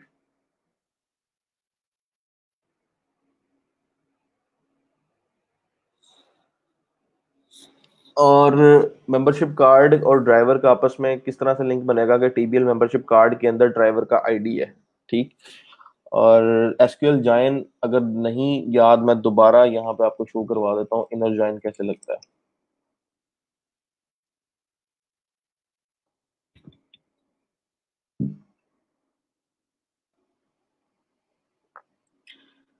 Select column table inner join, आगे ऑन की कंडीशन, ठीक है। So I was also doing wrong, यहाँ पे इनर जॉइन के आगे टेबल देके फिर हमने ऑन लगाना है, ठीक। तो यहाँ पे इसको फिक्स करें, फ्रॉम टेबल, टेबल आ गया, आगे आप इनर जॉइन फिर टेबल का नाम देंगे, इनर जॉइन के आगे आप टेबल दूसरा कौन सा, टीबीएल मेंबरशिप कार्ड, अब ऑन लगाएं और कंडीशन बताएं। तो थोड़ा सा इसको मैं रीडेबल कर रहा हूँ, सारे सिलेक्ट मैं एक लाइन में कर रहा हूँ ताकि पता लगे किस टेबल से क्या सिलेक्ट हो रहा है, ठीक है। टेबल मेंबरशिप कार्ड से एक्सपायरी डेट है, कार्ड एक्सपायरी, टीबीएल टोकन से सारा कुछ आ रहा है, फ्रॉम इस टेबल से, इस टेबल से इनर जॉइन लगा इसके ऊपर, कंडीशन क्या होगी, ऑन टीबीएल मेंबरशिप कार्ड का जो ड्राइवर आईडी है वो इक्वल है टीबीएल ड्राइवर के आईडी के इक्वल, ठीक है। फिर आप इनर जॉइन लगा रहे हैं, जो भी रिजल्ट आएगा उसको आप एक और टेबल के साथ ज्वाइन करने लगे हैं। नेक्स्ट आप ज्वाइन लगा रहे हैं टोकन का विद मेंबरशिप कार्ड, क्योंकि टोकन के टेबल में मेंबरशिप कार्ड की आईडी है, ठीक है। तो इनर जॉइन टीबीएल टोकन, क्योंकि ये पिछले जॉइन में आपके पास ड्राइवर का टेबल आ गया और मेंबरशिप कार्ड का टेबल आ गया, अगले जॉइन में आपके पास टीबीएल टोकन का टेबल आ गया, और यहाँ पे कंडीशन क्या होगी कि TBL token dot membership ID is equal to TBL membership card dot ID. अगर इसको मैं क्यूरी को रन करूँ तो मेरे पास एक रिजल्टेंट डाटा आना चाहिए जिसमें मेरे पास ड्राइवर का नाम अली आ गया और उसकी आईडी आ गई कार्ड की, कार्ड की एक्सपायरी डेट क्या है 2021/6/18, और नेक्स्ट आईडी जो है वो टोकन नंबर का आ रहा है, तो ये दो आईडी से मेरे पास डिफरेंट आ रहे हैं, इनको मैं चेंज करना चाह रहा हूँ as membership ID, membership ID, ठीक है। तो मेंबरशिप आईडी 1 है और ये वाली टोकन की आईडी है, तो टोकन की आईडी को क्या करेंगे, इसलिए मैं यहाँ से सिलेक्टेड कॉलम्स ले रहा था कि मुझे टोकन में से बेसिकली टोकन नंबर चाहिए, सेकंड कॉलम जो आईडी का है इसके अंदर वो कंफ्यूज करेगा, तो टोकन में से टोकन नंबर उठाएं, टीबीएल टोकन में से आप और उठाएं जी मेंबरशिप कार्ड आईडी, नहीं आपको चाहिए बेसिकली टोकन नंबर के बाद फ्लोर नंबर, फ्लोर नंबर के बाद आपको टीबीएल टोकन में से चाहिए एंट्री टाइम, और आपको चाहिए करंट स्टेटस, गाड़ी खड़ी हुई है कि जा चुकी है। तो आप इस तरह से अपने सिलेक्टेड कॉलम ले सकते हैं, वो किया, अब आपके पास डाटा आएगा जो आपको रिक्वायर्ड है। मेंबरशिप आईडी नंबर 1 है, कार्ड एक्सपायरी डेट ये है, टोकन नंबर 1 है, फ्लोर नंबर 1 पे गाड़ी खड़ी है, एंट्री टाइम ये है, स्टेटस का गाड़ी करंटली 1 का मतलब है पार्क्ड है। तो अब ये ज्वाइन उठा के मैं लेके जा रहा हूँ अपने PHP के कोड के अंदर। यहाँ पे ये SQL का मेरा ज्वाइन जो है अब रेडी है। अब दूसरा मसला ये है कि मैंने इसको डबल कोट से शुरू किया हुआ है, जहां जहां अंदर डबल कोट्स आएंगे वहां प्रॉब्लम आएगी। तो मैं इसको सिंगल कोट से शुरू कर देता हूँ, सिंगल कोट में सारी स्ट्रिंग आ जाएगी। ठीक, अंदर सिंगल कोट्स भी कहीं ना कहीं यूज हो रही हैं, तो इसको आपने यूनिफॉर्म करना है। जब आप इस पे काम करेंगे, एडिट करें, इनलाइन कोशिश करें हर जगह पे आप सिंगल कोट यूज करें, कहीं डबल कोट यूज ना करें। ठीक है, सारे सिस्टम में सिंगल कोट आ गया। इसको कॉपी करता हूँ। अब आप कोड में जो स्ट्रिंग रखेंगे उसके आप डबल कोट से शुरू और खत्म कर लें, अंदर सिंगल कोट्स आ जाएंगे। So that will solve your issue. इसको एक दफा प्रिंट करवा लें ताकि आपको पता लगे कि आपकी क्यूरी ठीक जो है वो वेरिएबल में सेव हो गई है। सो डैशबोर्ड के ऊपर क्योंकि टिकट्स की फाइल ऑलरेडी इंक्लूडेड है, तो यहाँ पे मेरी क्यूरी प्रिंट हो जानी चाहिए। तो क्यूरी इस टाइम क्या है, select TBL driver dot name membership card dot ID as membership ID, TBL membership card expiry dot expiry date as a card expiry. तो टेबल टोकन में से आपने टोकन नंबर लिया, फ्लोर नंबर लिया, entry time लिया, status लिया, inner join लगाया table के ड्राइवर के साथ आपने मेंबरशिप कार्ड का, और फिर आपने इनर जॉइन लगाया टोकन के साथ मेंबरशिप कार्ड का। तो क्यूरी इज गुड। इस क्यूरी को रन करके हमने डाटा लेना है। डाटा हम कर लेते हैं result is equal to dollar connection. Connection के आगे आप यूज कर लेंगे क्यूरी, और इस क्यूरी के अंदर आप ये SQL की क्यूरी पास कर देंगे। और SQL की क्यूरी हमने पास कर दी है। हमने कहीं पे वेयर क्लॉज यूज नहीं की। वेयर इसलिए यूज नहीं किया, हाँ जी ग्रिड बना सकते हैं, हमने वेयर क्लॉज यूज नहीं की। वेयर इसलिए यूज हमने नहीं किया क्योंकि हमें सारा रिकॉर्ड चाहिए। हम डैशबोर्ड पे सारे रिकॉर्ड देखना चाह रहे हैं, टोटल कितनी कार इस टाइम पार्क्ड है। तो इसमें अगर मैं सिर्फ दो व्यू बनाना चाहूँ, मैं चाहूँ कि एक टेबल वो बन जाए जिसमें करंट गाड़ियां जो पार्क हैं उनका डाटा आए, और एक टेबल वो बन जाए जिसमें गाड़ियां पार्क नहीं है वो डाटा आए। तो मैं इसी क्यूरी को कॉपी करके इसमें स्टेटस की कंडीशन लगा सकता हूँ। राइट नाउ मैं दोनों को प्रिंट करवाने लगा हूँ। तो यहाँ पे अगर तो रिजल्ट के अंदर नंबर अंडरस्कोर रोज अगर ग्रेटर देन 0 है, तो dollar row is equal to while का लूप लगाएं, और dollar row is equal to result के साथ फेच एसोसिएट करते जाएं। ये क्या करेगा, लूप चलेगा, हर दफा फेच एसोसिएट एक रो का डाटा देगा और पॉइंटर को अगली रो पे ले जाएगा। तो इफ डॉलर रो के अंदर कहीं ना कहीं ID एग्जिस्ट करता है, जो कि कहीं ना कहीं होगा, या इफ रो नॉट एम्प्टी है, तो जरा रो को प्रिंट करवाते हैं।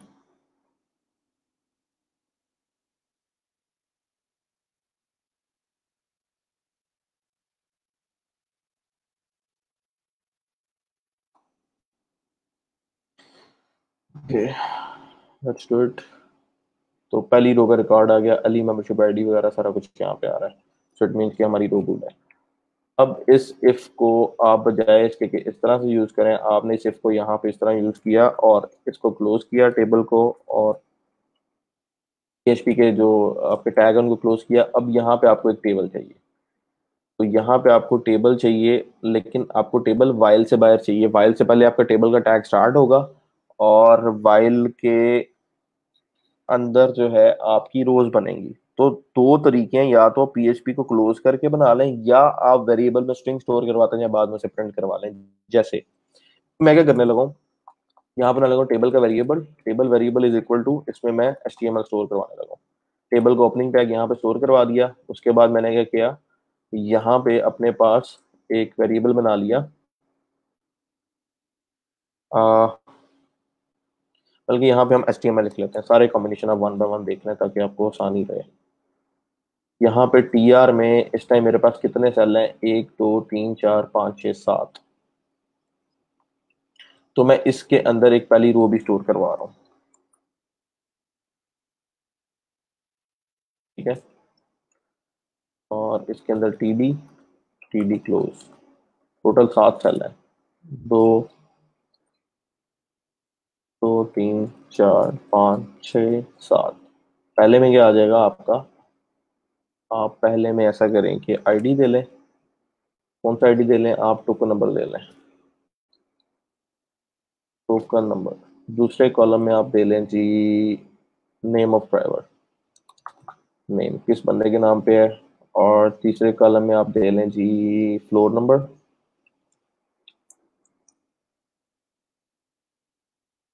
और चौथे कॉलम में आप दे लें, अभी इसमें हमारा एक कॉलम मिस है, कॉलम कौन सा मिस है, हमने गाड़ी जो है वो सिलेक्ट नहीं की। तो अगर हम वो भी यहाँ पे सिलेक्ट करें तो TBL व्हीकल के साथ हमें लगाना पड़ेगा, वो हमने नहीं लगाया। चलें उसको बाद में लगा लेंगे, जो भी आया उसको प्रिंट कर लेते हैं। फ्लोर नंबर और कार्ड एक्सपायरी, यहाँ पे मेंबरशिप कार्ड की आईडी ले आए, मेंबरशिप आईडी, कार्ड एक्सपायरी। ठीक है, कार्ड एक्सपायरी के बाद हमारे पास एंट्री टाइम और स्टेटस। एंट्री टाइम पार्कड और अनपार्कड, पार्क में अगर 1 आएगा तो गाड़ी पार्कड है, नहीं तो 0 में अनपार्कड है। तो पहली रो मैंने अपने वेरिएबल में स्टोर करवा ली सारी। यहाँ पे मैं क्या करने लगा हूँ, अंदर वैल्यू स्टोर करवाने लगा हूँ डिफरेंट अपने इंडेक्सेस की। तो यहाँ TD आएगा, यहाँ भी TD आएगा, और हमें क्या करना है, बेसिकली 6 TD जो है यहाँ पे इम्प्लीमेंट करना है। हम एक काम और कर सकते हैं, फॉर ईच लगा के इस रो के ऊपर सारे इंडेक्सेस को प्रिंट करवा सकते हैं, लेकिन हमने क्योंकि पोजीशनिंग सेट करनी है, इस वजह से मैं फॉर ईच नहीं लगा रहा। मैं अपनी मर्जी से इसकी अरेंजमेंट रख के यहाँ पे इंडेक्सेस को डिफाइन करूंगा कि पहली पहली प्लेस पे, क्योंकि मुझे टोकन नंबर चाहिए और डाटा में पहली प्लेस पे टोकन नंबर थर्ड फोर्थ पे आ रहा है, तो मैं यहाँ पे टोकन नंबर बाय डिफॉल्ट खुद एक्सेस करने लगा। तो PHP इको डॉलर रो का कौन सा इंडेक्स आप प्रिंट करवाना चाह रहे हैं, ये सिंटेक्स है जो सब में यूज होगा। एक काम करते हैं, ये सारा खत्म करते हैं, इसी को कॉपी करते हैं, 2 3 4 5 6 7। अच्छा जी, पहले नंबर पे हमने क्या रखा हुआ, टोकन नंबर, तो टोकन नंबर का इंडेक्स ये है, इसको कॉपी करें यहाँ पेस्ट करते हैं। दूसरे पे रखा हुआ नेम, नेम का इंडेक्स ये है, इसको कॉपी करें यहाँ पे पेस्ट करते हैं। तीसरे नंबर पे हमारा क्या है जी, यहाँ पे आ रहा है जी फ्लोर नंबर, तो फ्लोर नंबर से कॉपी करें और यहाँ पे लाके प्लेस कर दें। ठीक है, फोर्थ पे आ रहा है हमारे पास मेंबरशिप आईडी, तो मेंबरशिप आईडी कॉपी करें। एक चीज रॉन्ग कर रहे हैं हम, क्या कर रहे हैं, यहाँ पे हमें स्पेस नहीं देनी चाहिए, यहाँ अंडरस्कोर लगाएं और यहाँ पे आप स्पेस दे लें, और यहाँ पे आप मेंबरशिप आईडी में वही यूज करें जो आपने एसक्यूएल क्वेरी में यूज किया हुआ। ठीक है, और इसके आगे आपके पास अगला कॉलम जो है वो कार्ड एक्सपायरी है, एंट्री एंट्री टाइम है। कार्ड एक्सपायरी में भी आप अंडरस्कोर नहीं लगाया आपने, वो भी लगाएं और कार्ड एक्सपायरी यहाँ पे रखें। उसके बाद एंट्री टाइम है, एंट्री टाइम अंडरस्कोर के साथ ही है, वही आप यहाँ पे यूज करें। और उसके बाद आप स्टेटस का कॉलम लें और उसको यहाँ पे रखते हैं। ठीक है, अब क्या होगा, वेरिएबल में आपकी पहला हेडर का पहला कॉलम सेव है, उसके बाद आपने सारा कुछ प्रिंट करवा लिया। उसके बाद हमने क्या किया, जो मेरा जो टेबल का जो था अ,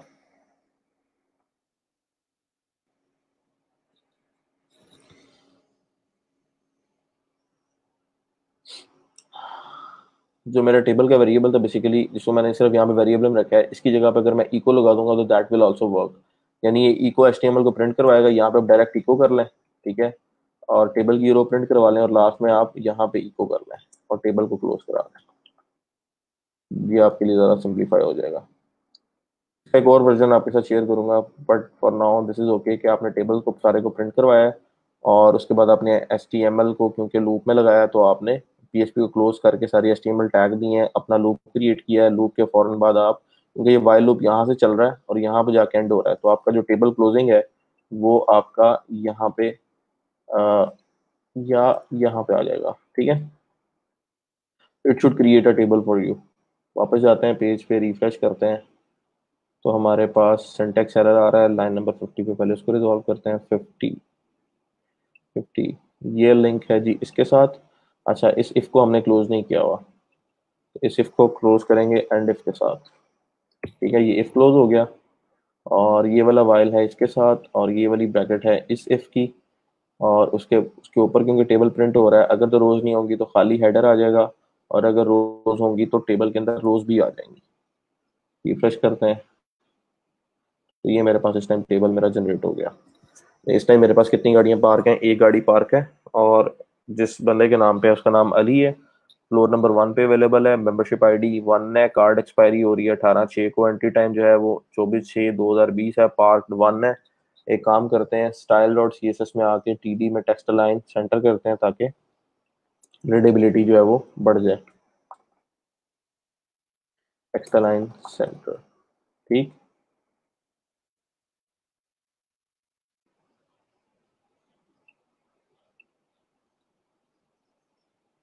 सिर्फ ये चेक कर लें सी एस एस इंक्लूड हो रही है। प्रॉपर्टी नहीं आई। कैशे, कैसे क्लियर करें? चलें, आपका टेक्स्ट लाइन सेंटर हो गया। दूसरा मैं चाह रहा हूँ कि टीडी को, अगर हम जो टी आर है, कोई इस तरह की पार्टीशन हम क्रिएट कर लें जिससे डाटा जो है वो हमारा रीडेबल हो जाए, या एटलीस्ट यहाँ पे हमारे पास कुछ स्पेसिंग आ जाए। तो क्या इसकी विड्थ हम इंक्रीज कर सकते हैं? टेबल की टीडी की विड्थ अगर इंक्रीज करना चाहें तो पॉसिबिलिटी है। इसको अगर हम विड्थ दे लें 100 पिक्सल की,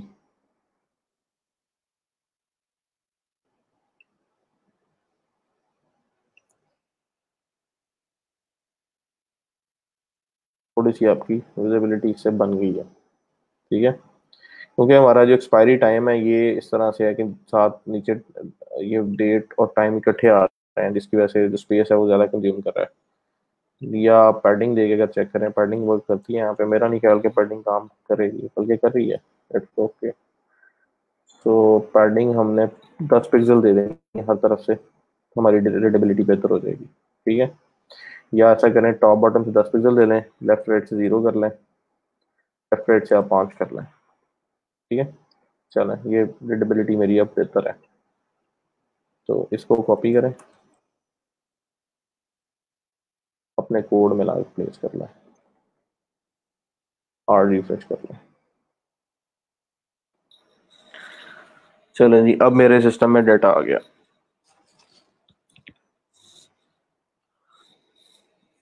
डिव ग्रिड बना सकते हैं आपको। Grid is not a big deal. Grid grid भी बना सकते हैं। जब हम लोग व्हीकल्स पे जाएंगे ना, जब व्हीकल्स का पेज बनाएंगे वहां पे ग्रिड जो है हम बना देंगे। अच्छा, ये मेरे पास अब सिस्टम के अंदर कार वो आ गई जो कि पार्क्ड है। और अगर इसकी वैल्यू चेंज हो जाए, क्योंकि अब समटाइम्स होता ही है कि ऑटोमेटेड सिस्टम चल रहा है, गाड़ी पार्क हुई, कार्ड आपने जो है स्वाइप किया, आपने गाड़ी पार्क की, लिफ्ट यूज की और आप बाहर निकल गए। अब आप गाड़ी लेने के वापस आते हैं, फिर आप कार्ड स्वाइप करेंगे, तो जो हार्डवेयर होगा वो बेसिकली वेब सॉकेट को रिक्वेस्ट करके यहाँ पे पार्क को 1 0 करता रहेगा। गाड़ी पार्क होगी तो 1, गाड़ी पार्क होगी 0, या एंट्रीज जो है वो नहीं क्रिएट कर देगा, सेम सारी डिटेल्स लेके एक नई एंट्री क्रिएट कर देगा और पार्क को 0 कर देगा, गाड़ी इस टाइम पार्क नहीं है। तो मैं चाह रहा हूँ कि मैं इस चीज को क्लिकेबल बनाऊं कि अगर मैं इस नेम के ऊपर क्लिक करूं अली के, तो मेरे पास बेसिकली अली का डाटा ओपन हो जाए सारा, ड्राइवर की इंफॉर्मेशन आ जाए, ठीक है। तो अली के पेज के ऊपर बेसिकली ड्राइवर की इंफॉर्मेशन मुझे चाहिए, तो ऐसा पेज चाहिए जिसके ऊपर ड्राइवर की इंफॉर्मेशन हो। तो ये जो लिंक है ड्राइवर्स का, इस पे क्लिक करेंगे तो सारे ड्राइवर आ जाएंगे। तो मुझे एक सिंगल ड्राइवर की इंफॉर्मेशन पहले चाहिए। तो उसके लिए मैं क्या करूंगा, यहाँ पे एक पेज बना लेता हूँ, उसका नाम रखता हूँ driver info, driver dash underscore info dot P, ठीक है। और इसी में वही सारे हेडर फुटर सारी चीजें कॉपी कर देता हूँ जो यहाँ पे है, ड्राइवर इन्फो, यहाँ पे सारा कुछ पेस्ट कर दें। अगेन वही चीज, अगर किसी का सेक्शन क्रिएट नहीं है तो वो ड्राइवर की इन्फॉर्मेशन ना देख सके। ये चेक ऐसे ही रहेगा, हेडर ऐसे ही रहेगा, और करंट यूजर यहाँ पे डेफिनेटली शो करवाना है, मरीना 1 भी शो करवाना है। यहाँ पर टिकट्स की जगह सिर्फ क्या आ जाएगा, driver underscore info dot P, ठीक है। और ड्राइवर इन्फो जब आएगा तो बेसिकली हम फाइल ही उसी में है, तो अगर इंडेक्स में होते तो हम ये चीज यूज कर लेते हैं, हम उसी फाइल में। तो अब इसका बनता ही नहीं है कि सेक्शन को हम लोग एक्सटर्नल लेके हैं, इसी फाइल में कोड करें, ये सेक्शन खत्म कर दिया, यहाँ पे आप ड्राइवर की इन्फॉर्मेशन ले लें। एक चीज सिर्फ होगी कि यहाँ पे जब आप क्लिक करेंगे तो क्यूरी स्ट्रिंग से आपको आईडी पास करनी पड़ेगी। जैसे जब मैं टेबल क्रिएट कर रहा था टिकट्स का, तो यहाँ पे मुझे जो नेम है उसको लिंक बनाना है। तो उसके लिए मैं ए एच रेफ, और इस एच रेफ के अंदर मैं पाथ दे दूंगा और ड्राइवर का नेम जो है वो लिंक्ड हो जाएगा। अगर अभी ये सिर्फ ए लगाने से मैं रिफ्रेश करूँ तो मेरे पास ये लिंक बन जाएगा। ये लिंक बन गया, अब इसमें मैं क्लिक कर सकता हूँ, लेकिन इस लिंक पे क्लिक करके मैं किधर जाऊंगा? पाथ तो मैंने दिया कोई नहीं। तो पाथ मैं देना चाह रहा हूँ, इस पे क्लिक करूँ तो पेज ओपन हो driver underscore info dot PHP, driver info के पेज के ऊपर जाए। ठीक है, रीलोड करता हूँ, इस अली पे क्लिक किया तो ड्राइवर इन्फो के पेज पे चला गया। वो सारी कॉपी थी इसी पेज की, लेकिन ड्राइवर की इन्फॉर्मेशन तो नहीं गई। तो ड्राइवर की इन्फॉर्मेशन लेने के लिए पिछले पेज से इस पेज पे एटलीस्ट ड्राइवर आईडी तो भेजना ना, कि भाई किस ड्राइवर की इन्फॉर्मेशन चाहिए। वो ड्राइवर आईडी मिलेगा तो हम डाटाबेस में क्यूरी करेंगे कि ड्राइवर अली का आईडी नंबर 3 है, उसका डाटा लेके आओ। या नेम पास करें आप या आईडी पास करें। तो उसका तरीकाकार क्या है कि आप क्यूरी स्ट्रिंग यूज कर लेते हैं। क्यूरी स्ट्रिंग क्या होती है कि आप जो पाथ दे रहे हैं एंकर में, उसके बाद आप क्वेश्चन मार्क लगाएं और एक इंडेक्स यहाँ पे लिखते हैं, driver underscore ID is equal to. अब इस इज इक्वल के आगे आपको ड्राइवर की आईडी चाहिए। तो ड्राइवर की आईडी आपके पास कहाँ आ रही होनी चाहिए? आपके डाटा में। तो जो डाटा हमने ऊपर दिया, यहाँ पे ड्राइवर का सिर्फ नाम लिया, आईडी नहीं ली। तो यहाँ पे ड्राइवर की आईडी भी ले लें सिक्योरी में, driver dot I D as D underscore I D, driver ID. ठीक है, तो अब आपको रिजल्ट में ड्राइवर आईडी भी मिलेगा और वो इस रो में आ रहा होगा, क्योंकि आप डेटाबेस से जब रिकॉर्ड ले रहे हैं तो आपके पास जहाँ बाकी कॉलम आ रहे थे, अब driver ID as D underscore I D index आ रहा है। वो D underscore I D index आप यहाँ पे यूज कर सकते हैं। कैसे? इसके बाद आप, क्योंकि पीएचपी आप यूज करेंगे यहाँ पे, तो आप यहाँ पे लगाएं पीएचपी ओपन करें, इसके अंदर पीएचपी क्लोज करें, यहाँ पे लगाएं इको, इको के आगे आप लगाएं, क्योंकि आपको सिर्फ इस इक्वल के आगे ड्राइवर आईडी प्रिंट करवानी है, बाकी एचटीएमएल में ऑटोमेटिकली लिंक बन जाएगा। तो डॉलर रो के अंदर इंडेक्स आएगा डी अंडरस्कोर आई डी। अब क्योंकि हर रो में उसका ड्राइवर आईडी आ रहा होगा तो वैल्यूज ऑटोमेटिकली मैच करेंगी। वापस जाएं पिछले पेज पे, इस पेज को रिफ्रेश करें। अब अगर आप देखें तो नीचे ये जो यूआरएल आपके पास प्रिंट हो रहा है, वेट अ मिनट, अगर आप देखें ये वाला सेक्शन, तो यहाँ पे लिखा आ रहा है driver ID is equal to 1। मैं इसको थोड़ा सा जूम कर देता हूँ और कंट्रोल शिफ्ट, यहाँ पे अगर आपके पास आप देखेंगे तो नीचे driver ID is equal to 1 लिखा आ रहा है। और मैं इस पे अगर अब लिंक करूंगा तो मेरे पास driver ID is equal to 1 कहाँ पे आ रहा है? यूआरएल में। ये अब आपने क्या पास किया? Query string. अब कल आपको मैंने क्यूरी स्ट्रिंग का कंसेप्ट दिया था कि फॉर्म में जब भी गेट से डाटा जाता है तो क्यूरी स्ट्रिंग पास होती है। क्यूरी स्ट्रिंग जो भी डाटा यूआरएल में क्वेश्चन मार्क के बाद उसे बोल देंगे ये क्यूरी स्ट्रिंग है। क्यूरी स्ट्रिंग का मतलब होता है कि आपने जिस चीज की भी क्यूरी करनी है उसकी स्ट्रिंग पास कर दी है। ड्राइवर आईडी की वैल्यू 1 इज अ स्ट्रिंग, आप उसको क्यूरी करना चाह रहे हैं तो आपने क्वेश्चन मार्क के बाद उसको पास किया, तो आप एक पेज से दूसरे पेज में डाटा इस तरह से पास कर सकते हैं लिंक के थ्रू। क्यूरी स्ट्रिंग को आपने पास किया, अब इस पेज पे आपको ये डाटा कैसे मिलेगा? ड्राइवर इन्फो में आप यूआरएल से डाटा लेना चाह रहे हैं, पीएचपी में तो आपके पास क्योंकि क्यूरी स्ट्रिंग आ रही है, क्यूरी स्ट्रिंग में गेट में डाटा आ रहा होता है। तो आप सिंपली यहाँ पे पीएचपी को ओपन करें, पहले तो अपना डाटा प्रिंट करवा के चेक करें। Echo pre print dollar underscore get, get में इस टाइम क्या क्या आ रहा है देखते हैं, रिफ्रेश करते हैं दोबारा। यूआरएल क्यूरी स्ट्रिंग ऊपर आ रही है तो ड्राइवर आईडी आ रहा है गेट में। तो अब आपने सिंपल क्या करना है, लगाना सबसे पहले। इफ नॉट, क्योंकि अगर आप नहीं लगाएंगे तो कल को आपको अगर क्यूआरएल में ड्राइवर आईडी नहीं आया, किसी तरह किसी वजह से पास नहीं हुआ, डीबी में डाटा मिस था, तो ये कोड एरर थ्रो करना शुरू कर देगा। If not empty dollar underscore get का जो इंडेक्स है ड्राइवर आईडी अगर एम्प्टी नहीं है, तो आप एक काम करें, क्या करें, ड्राइवर आईडी पिक करें, कहाँ से? अगेन गेट ड्राइवर आईडी से ड्राइवर आईडी पिक करेंगे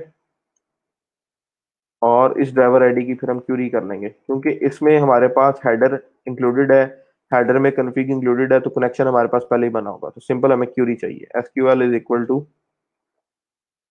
select static from TBL driver.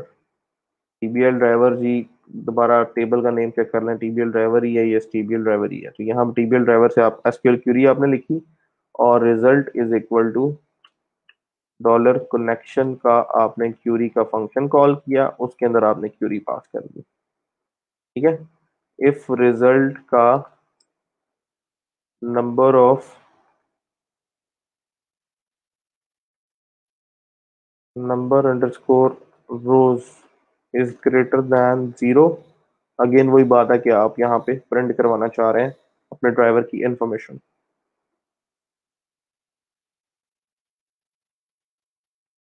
इस दफ़ा मैं क्या करना चाह रहा हूँ कि मैं लूप का जो कोड है HTML का वो PHP में ही लिखने जा रहा हूँ। मैं यहाँ पे लिखता हूँ, अगर तो रोज हैं तो सबसे पहले एक बनाओ टेबल का वेरिएबल, उसके अंदर टेबल का स्टार्टिंग टैग स्टोर कराओ। ठीक है, उसको क्लोज कर दो। उसके बाद बनाओ हेडर। ठीक है, और हेडर के अंदर आप ऐसा करो, हेडर रो बना लो सारी। रीडेबिलिटी के लिए मैं जो हूँ इसको थोड़ा सा ऐसे कर देता हूँ ताकि आपको कोड रीडेबल रहे। अब आपने ड्राइवर की कौन कौन सी इंफॉर्मेशन शो करवानी है, पहले उसके कॉलम जो है वो यहाँ पे अपने टीडीज में मेंशन करना है। यहाँ पे आए तो ड्राइवर का जो टेबल है उसके अंदर आपके पास आ रहा है जी, name, age, contact number, CNIC, driving licence number, सारा कुछ चाहिए आपको। तो 1 2 3 4 5 और 6। तो ID, ID, name, age, contact number. अभी एक हेडर आप खुद क्रिएट करें, जरा ब्यूटीफाई कर लें इनको।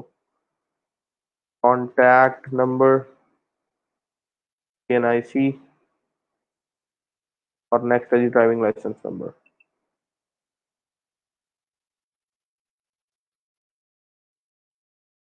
ठीक है, हेडर के बाद अगली रो आपकी कौन सी है, टेबल सेल की।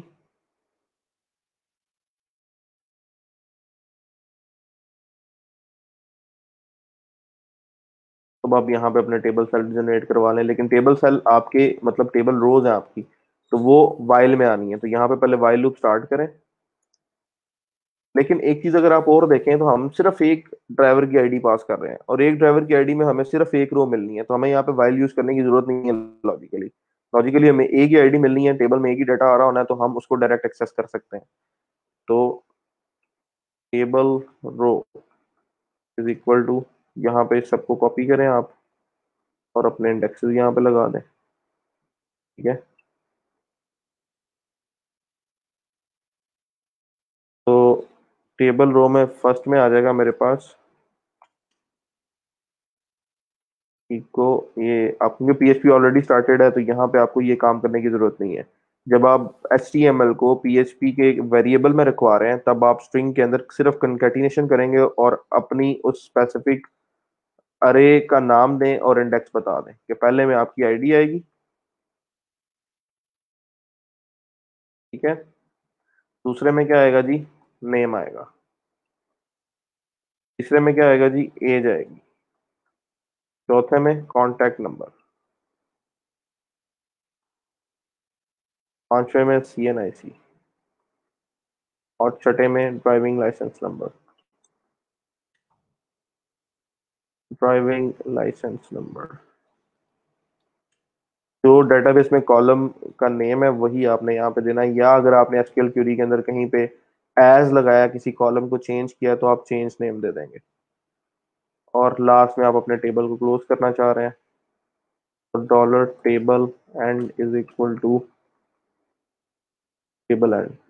ठीक है, अब ये सारा मेरा PHP के अंदर टेबल जो है वो प्रिपेयर हो गया। इसको सिर्फ मुझे प्रिंट करवाना है। कैसे प्रिंट करवाऊंगा, यहाँ पे अगर तो वैल्यू रिकॉर्ड आ रहा है तो इको कर दें, सिंपल कंकैटिनेशन साथ कर दें। टेबल, टेबल के बाद टेबल का हेडर, तो कंकैटिनेट करते जाएं हेडर, फिर कंकैटिनेट कर दें किसको, टेबल रो को, फिर कंकैटिनेट कर दें टेबल के एंड को। PHP में जो वेरिएबल है वो लिंक हो रहा है, सबसे पहले टेबल का टैग लगेगा, उसके साथ जुड़ जाएगी पहली रो, उसके साथ जुड़ जाएगा पहला जो रिकॉर्ड आ रहा है सारी रो, उसके बाद टेबल एंड टैग जुड़ेगा और ये एक टेबल को प्रिंट करवा देगा कहाँ पे, आपकी स्क्रीन के ऊपर। रिफ्रेश करें तो एक टेबल यहाँ पे आ गया। अब इंफॉर्मेशन जो है वो हमारे पास नहीं आई, क्यों, क्योंकि यहाँ पे हमने सिलेक्ट स्टैटिक किया हुआ है।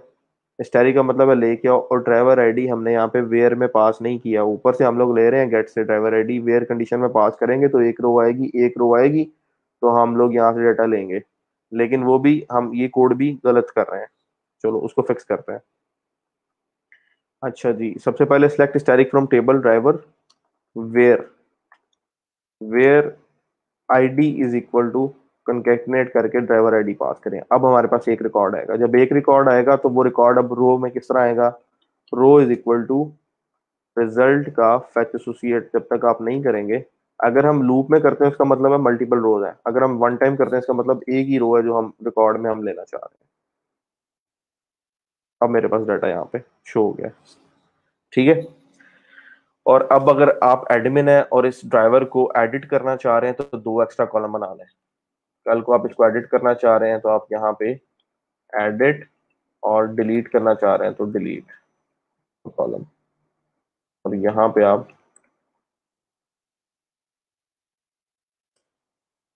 दो लिंक बना लें।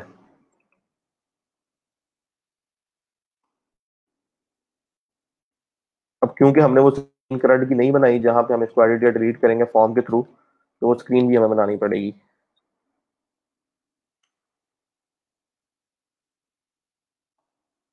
तो अगर आपको सिंटैक्स आता है, अगर आपको सिंटैक्स का पता है, आपको प्रोग्रामिंग के कॉन्सेप्ट हैं, लूप्स कैसे यूज करने हैं, अरेज कैसे यूज करनी है, स्ट्रिंग्स कैसे यूज करनी है, बाकी आपकी लॉजिक है। वो लॉजिक आपको वन टाइम टू टाइम का प्रोजेक्ट आप कंप्लीट करते हैं, किसी प्रोसेस में से गुजरते हैं तो आपकी क्लियर होती है। वन टाइम में, फर्स्ट टाइम में किसी की भी क्लियर नहीं होगी। आई हैड मैनी प्रॉब्लम्स, अब जाके कहीं मतलब इतना स्मूथ जो है वो अंडरस्टैंडिंग हुई है कि कौन सी चीज कहाँ इंप्लीमेंट हो रही है, कहाँ मिस्टेक हो सकती है, किस प्रोसेस में फॉल्ट हो सकता है। वरना दो दो घंटे समझने में लग जाते थे कि एरर क्यों आ रहा है, ठीक है। जैसे यहाँ पे एरर आ गया अनएक्सपेक्टेड, वो एरर क्या है जी, लाइन नंबर 53, 53, 53।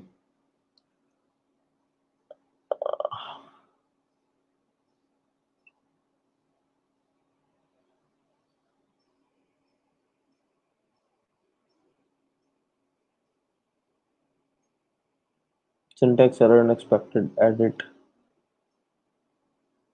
अच्छा, डबल कोट्स के अंदर आप हम फिर डबल कोट्स लगा रहे हैं तो दैट इज अ प्रॉब्लम। तो इसको सिंगल कोट से शुरू कर लें, या यहाँ पे आप दो डॉट्स लगाएं तो इट विल बी फाइन, ठीक है। तो ये दो आपके लिंक हो गए, लेकिन इन लिंक्स के आगे फिर आपको आईडी पास करनी पड़ेगी ड्राइवर की। यहाँ पे आईडी पास करेंगे तो फिर आप उसको आगे, आपके पास फॉर्म होगा, डेटाबेस से वैल्यूज उस फॉर्म में लगेंगी, और फॉर्म जो है उसके अंदर वैल्यूज लगेंगी, फिर वहां पे आप उनको अपडेट कराएंगे तो टेबल में जाके जो ड्राइवर का रिकॉर्ड होगा वो अपडेट हो जाएगा। तो basically car parking system with admin आपका इसी तरह से बनता है जो हम यहाँ पे बना रहे हैं, ठीक है। ड्राइवर्स के पेज पे ड्राइवर की इन्फॉर्मेशन आ जाए, व्हीकल्स के पेज पे व्हीकल्स की इन्फॉर्मेशन आ जाए, जिस भी टिकट पे हम होम पेज में आके क्लिक करें, अगर लेट्स सपोज हमें किसी का ड्राइवर चेक करना है तो हम उस पर क्लिक करेंगे तो ड्राइवर की इन्फॉर्मेशन शो हो जाएगी। राइट नाउ ये वाला जो मेरे पास आ रहा है लोगो, ये इसके ऊपर लिंक नहीं लगा हुआ, तो पहले इसके ऊपर लिंक लगाते हैं ताकि हमारी रीडायरेक्शन जो है वो आसान हो जाए। तो ए एच रेफ में यहाँ पे आपकी नैव बार आ रही है हेडर में, हेडर में नैव बार आ रही है। नैव बार के ऊपर आपका ये कार पार्किंग सिस्टम, ये हैश है, इस हैश को आप लगा दें। अगर सिंपली कार पार्किंग सिस्टम यहाँ पे रिफ्रेश करें,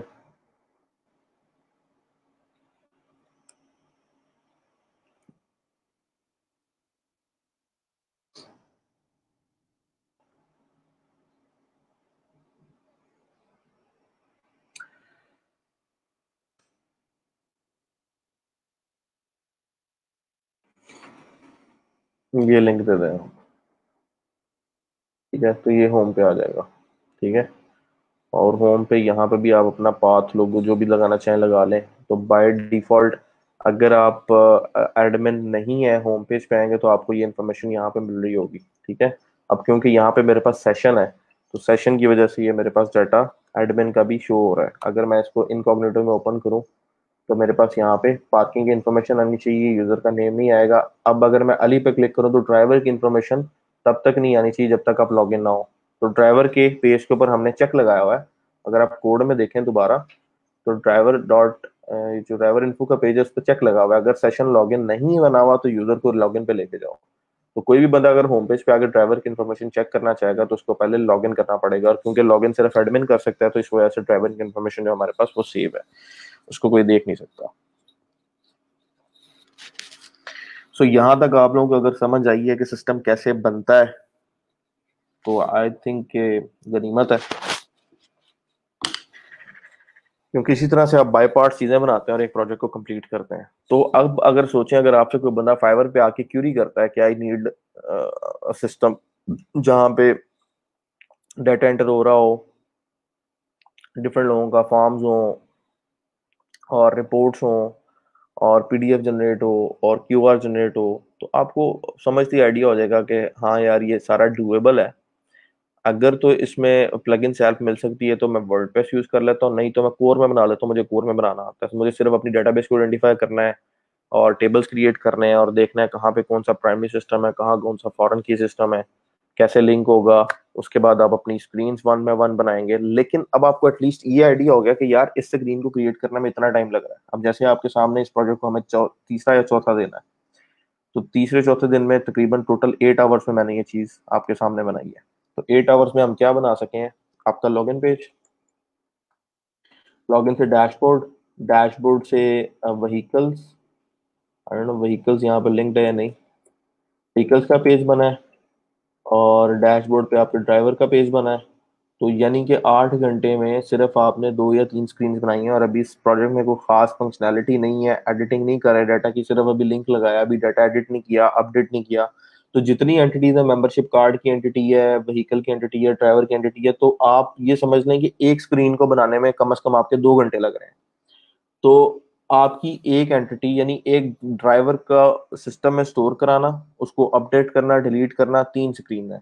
तो अगर आप 1.5 घंटा भी लगाएं तो एक एंटिटी की स्क्रीन बनाने के लिए, उसको शो करवाने के लिए आपको 5 घंटे लग रहे हैं। तो अगर उस सिस्टम के अंदर आपके पास 10 या 15 एंटिटीज हैं तो 5 × 15 करेंगे तो 75 आवर्स। 75 आवर्स प्लस रिपोर्टिंग हमेशा आपकी टाइम लेती है, तो reporting can take around 30 hours. तो उस प्रोजेक्ट की नॉर्मल जो आवर्स आपके पास निकलने चाहिए वो अराउंड 100, 120, 130 होने चाहिए। और 130 का मतलब ये है कि अगर आपको इस तरह का प्रोजेक्ट मिलता है और आप 6 पर आवर पे काम करते हैं और मल्टीप्लाइड बाय सिंपल 130 करते हैं, तो इस प्रोजेक्ट का एस्टिमेट क्या होगा? इस प्रोजेक्ट का एस्टिमेट होगा $780। ठीक है। अब $780 क्लाइंट पे नहीं कर रहा होता। मिस्टेक आप कहाँ पे करते हैं? आपने फटाफट बाय रिक्वेस्ट देखी और उसको बाय रिक्वेस्ट भेज दी, उसने बजट दिया हुआ $5 का, आपने $5 में बाय रिक्वेस्ट भेज दी और उसके बाद आप बैठ गए कि यार ये क्लाइंट आ तो गया है, $5 दे रहा है, इतना बड़ा सिस्टम बनाना है, कैसे बनाऊंगा?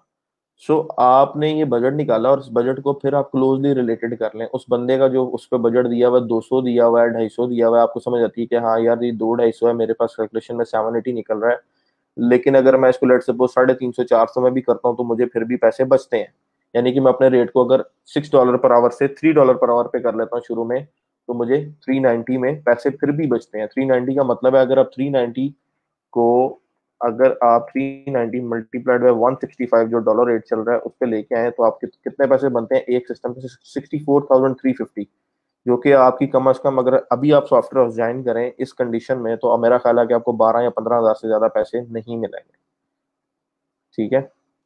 तो अगर वो पैसे आप एक महीना काम करके कमाते हैं और ये आप लेट सपोज तकरीबन 100 आवर्स कितने बनेंगे एक दिन में? अगर आप 6 घंटे भी काम करते हैं तो 8 दिन में आप इतने पैसे कमा लेंगे कम से कम, 12×6 = 72। और आप 2-3 दिन, 10 दिन लगा लें, चले 10 दिन में भी आप 64,000 रुपीज अर्न करते हैं, तो दैट इज बेस्ट। लेकिन ये कि communication, communication is the key. Requirement पकड़ना, देखना, उसको समझना, उसके रिगार्डिंग प्रपोजल लिखना, उसके रिगार्डिंग जो क्लाइंट का आंसर आता है उसको तरीके से रिप्लाई करना, आपकी अवेलेबिलिटी, आपकी कमिटमेंट्स, आपकी रिसर्च, ये सारी चीजें उसमें मैटर करती हैं। ठीक है। तो स्किल के हवाले से आई एम कॉन्फिडेंट कि मैं आपको चीजें अच्छी सिखा रहा हूँ। और अब आगे उसको आप किस तरह से कन्वर्ट करते हैं, आप कैसे उसको फ्रीलांसिंग में उसको कैश करते हैं स्किल को, वो आपके ऊपर डिपेंड करता है। ठीक है। मैं आपको गाइड कर सकता हूँ, आपकी गलतियों को चेक कर सकता हूँ, लेकिन आपकी जगह मैं प्रपोजल अप्लाई नहीं कर सकता, आपकी जगह मैं अपवर्क पे बैठ के प्रपोजल नहीं लिख सकता, वो आपको खुद करना पड़ेगा। आप अगर कहीं पे अड़ जाते हैं, मैं आपको वहां पे गाइड कर सकता हूँ। मैं ये कर सकता हूँ कि आपने कोई प्रोजेक्ट ले लिया, लेट सपोज 100, 200, 300, 400 डॉलर्स का, तो मैं आपके साथ किसी बंदे को लिंक करवा दूँ। ठीक है। जो कोई एक्सपीरियंस बंदा है मैं उसको आपके साथ लिंक करवा दूँ, आप उसके साथ कोई कम्युनिकेशन और जो टेक्निकल वर्क है उसका कोई रेशो डिसाइड कर लें, 60-40 कर लें, या आप खुद काम करते हैं तो आपको कहीं इशू आता है तो मैं आपको उस पर गाइड कर सकता हूँ, या किसी एक्सपीरियंस बंदे को कहता हूँ कि आप 2 बंदे मिलकर काम कर लें, पैसे डिवाइड कर लें, ये चीजें मैं आपके साथ कर सकता हूँ। ठीक है, कहीं आप लोग किसी प्रोजेक्ट में फंस गए, आपको नहीं समझ आ रही है, can put my time with you, लेकिन प्रोजेक्ट लेना और प्रोफाइल को ठीक करना और अप्लाई करना और कम्युनिकेट करना, ये आप लोगों के जिम्मे है, ये आपको करना है। ठीक है, वहां पे मैं आपको हेल्प आउट नहीं कर सकूंगा, ये काम आपके करने वाले हैं। सो फीडबैक मुझे आपकी तरफ से थोड़ा चाहिए, कि क्या सिचुएशन है, अभी आप कहाँ तक पहुंचे हैं और क्या एक्सपेक्ट कर रहे हैं।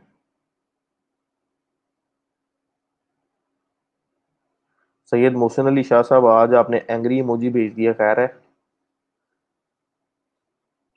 इस बात पे एंग्री हो गए आप?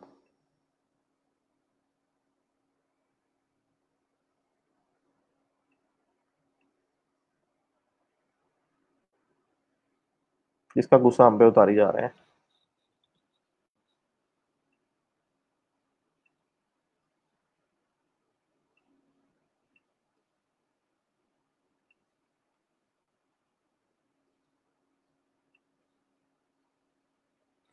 चलें थोड़ी सी गपशप कर लेते हैं, कमेंट सिस्टम आपके पास ऑन है, थोड़ा सा फीडबैक मुझे दें, अभी तक आप लोगों ने क्या सीखा है, क्या क्या इम्प्लीमेंट किया है, और कौन सी नई चीज़ सीखी है, और क्या एक्सपेक्टेशन है, और फ्रीलांसिंग की आपकी क्या प्रोग्रेस है, कितने क्लाइंट के साथ आपकी गपशप हुई है अभी तक, तो थोड़ा सा फीडबैक भी शेयर करें अपना।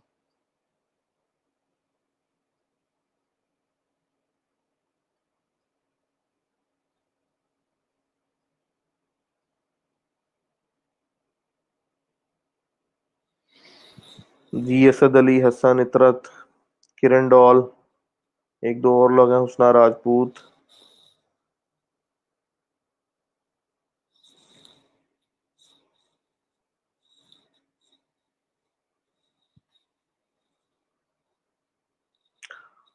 How to buy connect in Upwork? Freelancer plus membership लें तो आपके कनेक्ट बाय हो जाते हैं।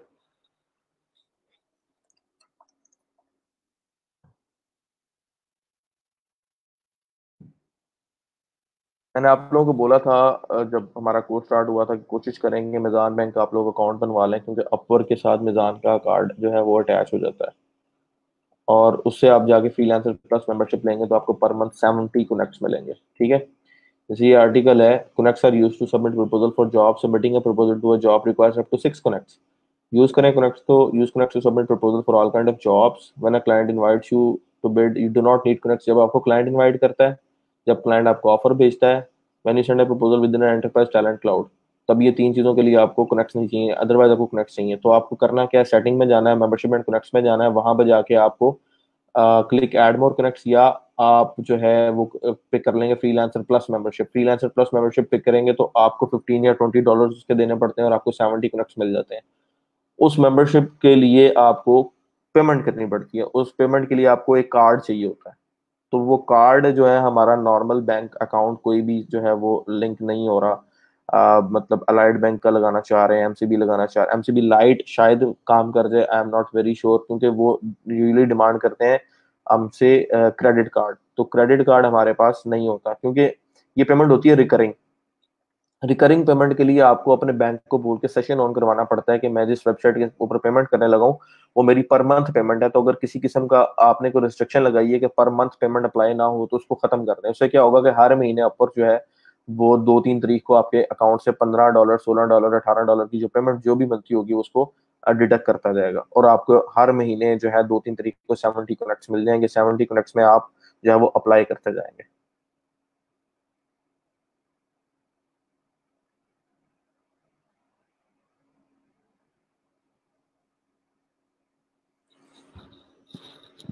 अपर पे बहुत सी ऐसी जॉब्स नज़र आती हैं जो समझ में आती हैं कि we can do that, but उसको अप्लाई करने के लिए प्रपोजल फॉर्मेट होता क्या कोई, तो डेफिनेटली मैंने प्रपोजल फॉर्मेट आप लोगों के साथ पहले भी शेयर किया है। आई डोंट नो कि आप लोग क्यों नहीं समझ पा रहे, प्रपोजल के ऊपर 2 दफा मैं लेक्चर दे चुका हूँ पास्ट में। जब फाइवर का भी बताया था किस तरह से आपने अप्लाई करना है, क्या क्या चीज़ें लिखनी है, तो एक प्रपोजल के ऊपर लेक्चर मैं दोबारा रख देता हूँ, और आप लोग उसको देख के अप्लाई करें। और 20 कनेक्ट्स जहाँ पे आप लोगों के पास अवेलेबल है, कोशिश करें 20 कनेक्ट्स में आप वो वाली जॉब्स पिक करें जिसके ऊपर मिनिमम कनेक्ट्स लगने हैं। यानी जब आप जॉब अप्लाई करते हैं तो आपको समटाइम्स किसी जॉब पे 2 कनेक्ट्स लग रहे होते हैं, समटाइम्स 4 लग रहे होते हैं, समटाइम्स 6 लग रहे होते हैं। तो आपके पास 20 कनेक्ट्स अवेलेबल हैं, तो आप उन जॉब से अप्लाई करें जहाँ पे आपको 2 कनेक्ट चाहिए, ताकि उसमें से अगर किसी भी जॉब से आप 10, 15, 20 डॉलर अगर कमा लेते हैं अपवर्क के ऊपर, तो आपको अपवर्क के कमाए हुए पैसों से ही आप मेंबरशिप खरीद सकते हैं। आपको फिर कोई एक्सटर्नल बैंक अकाउंट अटैच करने की जरूरत नहीं पड़ेगी। ठीक है। मैं इसलिए अभी तक अपवर्क पे नहीं आया था कि आपका बेसिक चीज़ों का थोड़ा सा एक्सपीरियंस हो जाए। जिन लोगों को नहीं पता बिल्कुल भी, जिनके लिए बिल्कुल न्यू चीज़ें हैं, या एक्सपीरियंस लोग जिन्होंने डिग्री की हुई है लेकिन उन्होंने फाइनली प्रोजेक्ट जो है वो खुद नहीं किया हुआ, उनके साथ थोड़ी सी जो है ना बेसिक्स शेयर हो जाए, सबको आइडिया हो जाए कि काम होता कैसे है। अभी चीज़ें इंशाल्लाह स्पीड अप हो जाएंगी। अ, इस वीक के एंड पे या इस वीक के बाद नेक्स्ट वीक से इंशाल्लाह वर्डप्रेस हम लोग कस्टमाइजेशन स्टार्ट कर देंगे। और within 2 weeks WordPress customization पे आप काफ़ी सारी चीज़ें सीख लेंगे, जिससे आपको काफ़ी सारी जॉब्स करने में हेल्प मिलेगी अपवर्क के ऊपर और फाइवर के ऊपर। ठीक है। सो ये सारा कोड का लॉजिक आपको समझाने के लिए मैंने ये सारा जो प्रोजेक्ट आपके सामने कार पार्किंग सिस्टम डिजाइन करके बना रहा हूँ, सिर्फ आपकी लॉजिक्स क्लियर करने के लिए बना रहा हूँ कि आपको कोई भी सीएमएस के अंदर अगर पता लग जाए कि मैंने पीएचपी का कोड किस जगह पे करना है, और आपको पीएचपी की कोडिंग आती हो, तो आप अपना डिजायर्ड आउटपुट ले सकते हैं। तो वर्डप्रेस में भी ऐसे ही है। हमें सिर्फ ये समझना है कि हमें कोड किस जगह पे करना है। बाकी कोड पीएचपी का ही है, उसके अंदर भी पीएचपी के कोड में आप कनेक्शन बनाएं, डीबी से डाटा लें, लेकिन उसके अच्छे वेज वहां पे डिफाइन किए हुए हैं। उस वर्डप्रेस के अंदर रैपर क्लासेस बनी हुई हैं, और क्लासेस को यूज करके हम उन्हीं के यूज करके डाटा लेते हैं, उसके बाद उसको चलाएंगे, डाटा को प्रिंट करवाएंगे, एचटीएमएल बनाएंगे। तो जो कस्टमाइजेशन करनी है आप इजीली वहां पे, सिर्फ आपको फ्लो समझने की जरूरत है कि वर्डप्रेस का फ्लो क्या है, वर्डप्रेस में जो प्लगइन चल रहे हैं वो कहाँ से चल रहे हैं, क्या कर रहे हैं, ये सारी चीजें आपको पता होनी चाहिए। ले आदिल आरिफ कह रहे हैं, what are you people talking about what are connects. अल्लाह अकबर। मेरा ख्याल है कि इनके पिछले लेक्चर्स मिस हैं। आप पिछले लेक्चर्स आपके जो रहते हैं ना, कोशिश करें कि 2 दिन बैठ के पिछले लेक्चर्स को कवर करें, तो आपको पता लग जाएगा कनेक्ट्स क्या है, जॉब्स क्या है, आपको क्या चीज है।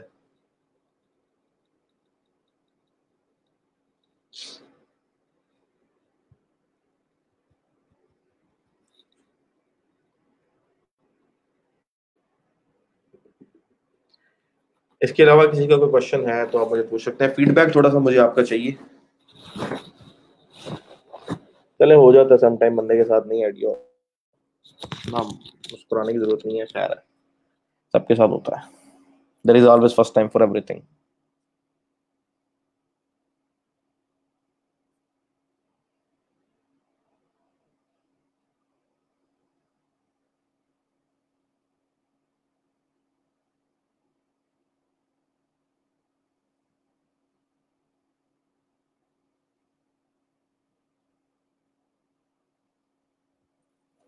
फीडबैक फीडबैक फीडबैक,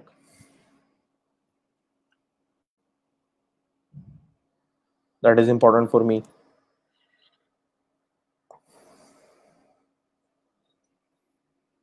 चलो, मैं एक काम कर रहा हूँ, फीडबैक में यहाँ पे शेयर फॉर्म बनाने लगा जो आपके साथ मैं शेयर करूँगा।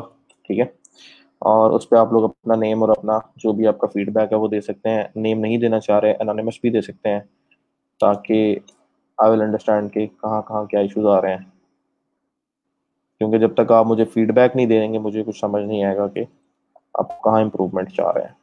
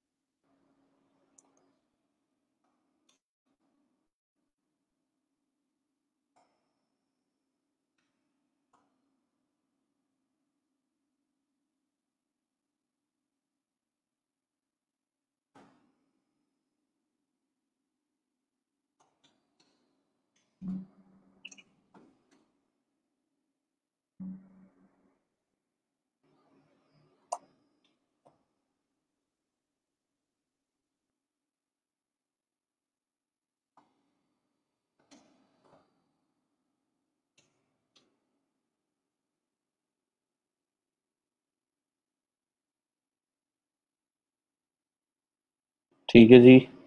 ईमेल एड्रेस आपको डेफिनेटली देना पड़ेगा फॉर्म को सबमिट करने के लिए। और फीडबैक फॉर्म मैंने क्रिएट कर दिया है। ठीक है, ग्रुप में मैं इसको शेयर कर रहा हूँ।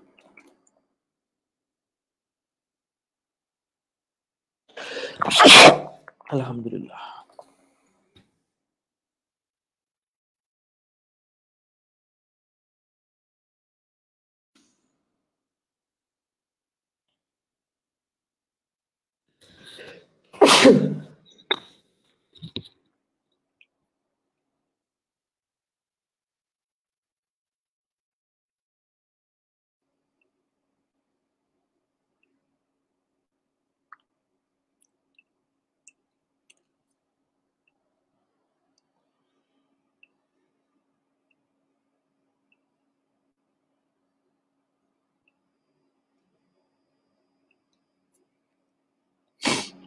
अच्छा जी।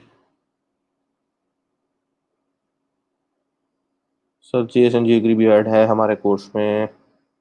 हाँ जी, जेएस जेक्यूरी जो है वो आपके कोर्स के अंदर 2 लेक्चर्स हैं, बट मैं उसको थोड़ा सा एक्सटेंड करके आपको करवाऊंगा, तो 4-5 लेक्चर्स में हम उसको करेंगे।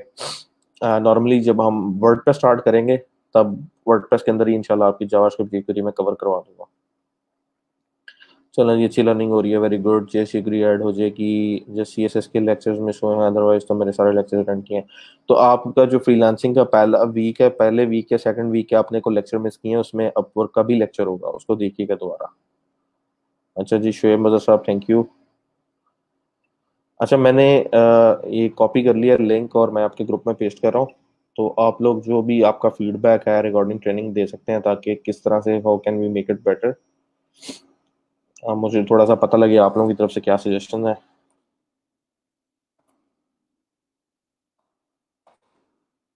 इस वीकेंड तक इसको सब फिल कर दीजिएगा।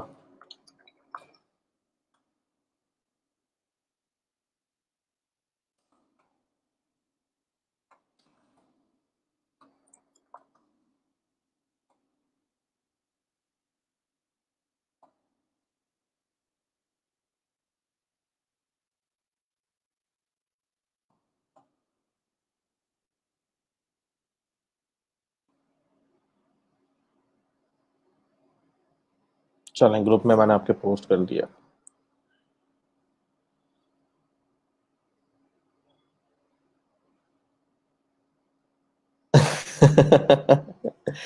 देखिए, छींक मैं मार रहा हूँ, मैं सिस्टम के साइड बैठा हूँ, मेरी छींक के जो जरासीम है आप तक नहीं पहुंचेंगे। आप गुरिया ना डाले, मुझे कुछ नहीं होता।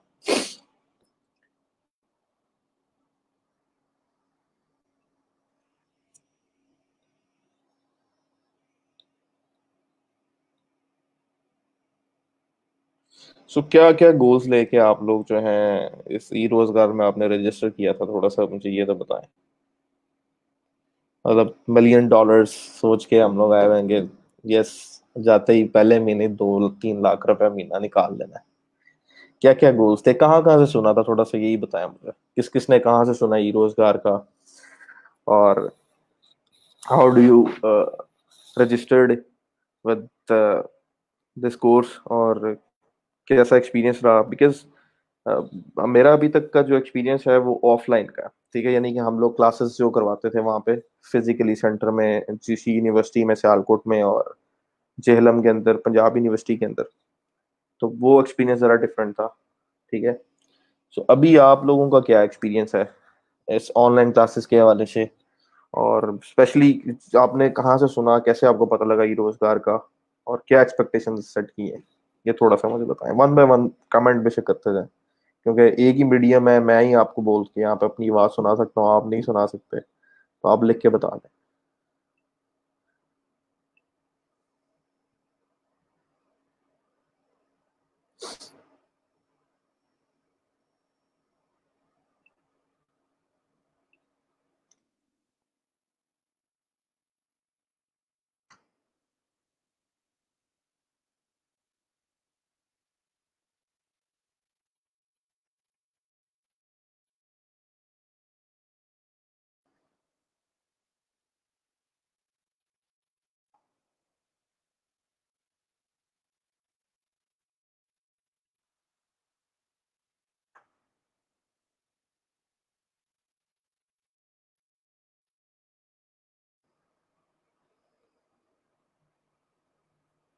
अच्छा, पीयू जेहलम के ग्रुप से देखा है, और गोल ये है कि बस मर्जी से काम करें और रिजल्ट कमाएं। Very good. अच्छा गोल है। लेकिन क्या आपने स्टेप्स आइडेंटिफाई किए हैं? कोई आपने टाइमलाइन सेट की होती है कि मैं अभी इस लेवल पे हूँ, मुझे यहाँ तक पहुँचने के लिए ये चीज़ें चाहिए, इतने अरसे में मैं इस चीज़ को कवर करूंगा? कोई टाइमलाइन आपने रखी हो? रिजल्ट कमाने के लिए तो सब निकलते हैं। आज से 6 साल पहले मैं भी अपने घर से निकला था रिजल्ट कमाने के लिए। तो इतना आसान नहीं था जितना अभी आप लोगों के लिए आसान है, बहुत डिफिकल्ट था। ठीक है। आप लोगों के लिए तो माशाल्लाह बहुत आसान है अभी। और किसने कहाँ से सुना है जी ई रोजगार के बारे में?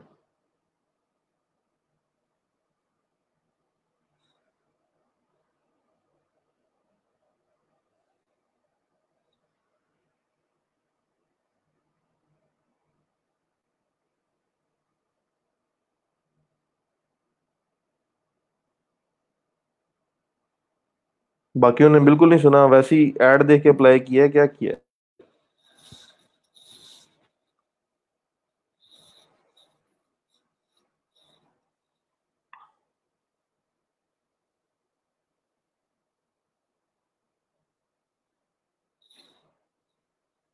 बोले शाबाश, नहीं तो फिर कोडिंग स्टार्ट कर दूंगा मैं। फिर ना मुझे कहिएगा कि बहुत हो गया।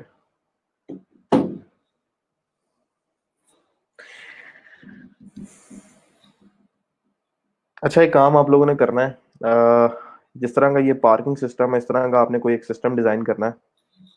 मैं 5 सिस्टम्स की ना यहाँ पे ग्रुप में लिस्ट अपलोड करूंगा। उसमें से आप लोग अपना अपना सिस्टम चूज कर लीजिएगा, और कमेंट बॉक्स में कमेंट कर दीजिएगा कि हम ये वाला सिस्टम बनाएंगे। करना क्या है कि इस वीक में आपको टिल दिस वीकेंड, यानी वेडनेसडे है, तो कल से लेके आपने उस सिस्टम को कंप्लीट करना है फॉर नेक्स्ट 4 डेज, ताकि मैं इस सेटअप से निकल के आगे आ सकूं। अच्छा, फादर से फ्रीलांसिंग का सुना, तो उसको सर्च किया कि फ्रीलांसिंग होती क्या है, देन इस ट्रेनिंग के लिए नेट से सर्च किया, फिर ही रोजगार पहुंच गए। Okay, very good. आपके अब्बा जी को भी पता है फ्रीलांसिंग क्या होती है, दैट्स गुड। और हमारे अब्बू को तो नहीं था पता, हमें खुद ही बताना पड़ा। फ्रीलांसिंग नाम की भी कोई चिड़िया होती है जो पैसे देती है। तो अच्छी बात है, आपको पता है। और किसी का दोस्त वगैरह यहाँ से जो पहले ग्रेजुएट होके गया हो, किसी का कजन ग्रेजुएट होके गया हो? अच्छा जी, 2016 में मेरे दो फ्रीलांसिंग अकाउंट ब्लॉक हो गए थे due to same IP. One running में आया एंड सेकंड वाला न्यू था, फिर उसके बाद दिल रह गया, स्टडी पे ब्रेक आ गई, कोडिंग भी भूल गए। देन ही रोजगार अपॉर्चुनिटी मिली, यहाँ पर बहुत कुछ सीखने को मिल रहा है। यस, कम्युनिकेशन इज की, ये अब समझने को मिला। गुड। अच्छा जी, सैयद मोहसिन अली शाह कह रहे हैं, yes sir, I started taking freelancing lectures on YouTube. Meanwhile, my friend who is doing job in eRozgar told me that eRozgar is online this time. I applied and having best learning experience. Very good, thank you. अच्छा जी, इस इंशाल्लाह experience को हम लोगों ने और बेहतर बनाना है। उसके लिए आपसे मैं कह रहा हूँ कि आप एक काम कर लें कि आप के जो ग्रुप है उसमें मैं 5 डिफरेंट सिस्टम्स की एक लिस्ट जो है वो अपलोड कर दूंगा आज। उसमें से आप जोन सा सिस्टम बनाना चाह रहे हैं अपनी मर्जी के मुताबिक, उसको पिक करके नीचे कमेंट कर दीजिएगा कि आप ये सिस्टम बनाएंगे। करना क्या है, थर्सडे से लेके संडे तक आपके पास तकरीबन 4 से 5 दिन बन जाते हैं। तकरीबन 4 दिन तो मिनिमम बनते हैं, थर्सडे फ्राइडे सैटरडे संडे। 4 दिन आपके पास हैं। आज ना शुरू करें, आप कल से बेशक शुरू कर लें, या आज शाम से शुरू कर लें, और संडे तक उस सिस्टम को आपने कंप्लीट करना है। ठीक है। उस सिस्टम में होगा क्या, उस सिस्टम में एक एडमिन लॉगिन होगा, एक सिंपल यूजर जो भी उस सिस्टम के रिलेटेड होगा, उसकी जो इन्फॉर्मेशन होगी, जिस तरह ये कार पार्किंग सिस्टम है, मैं अपनी कार की इन्फॉर्मेशन देखना चाह रहा हूँ, टिकट्स पुरानी देखना चाह रहा हूँ, तो मैं एज अ यूजर आके अपनी गाड़ी का नंबर सर्च करूँ और मुझे उसकी सारी रिपोर्ट मिल जाए कि मेरी कितनी टिकट जनरेट हुई हैं पिछले पूरे महीने की। ठीक है। इस तरह से कुछ सिस्टम हमें चाहिए।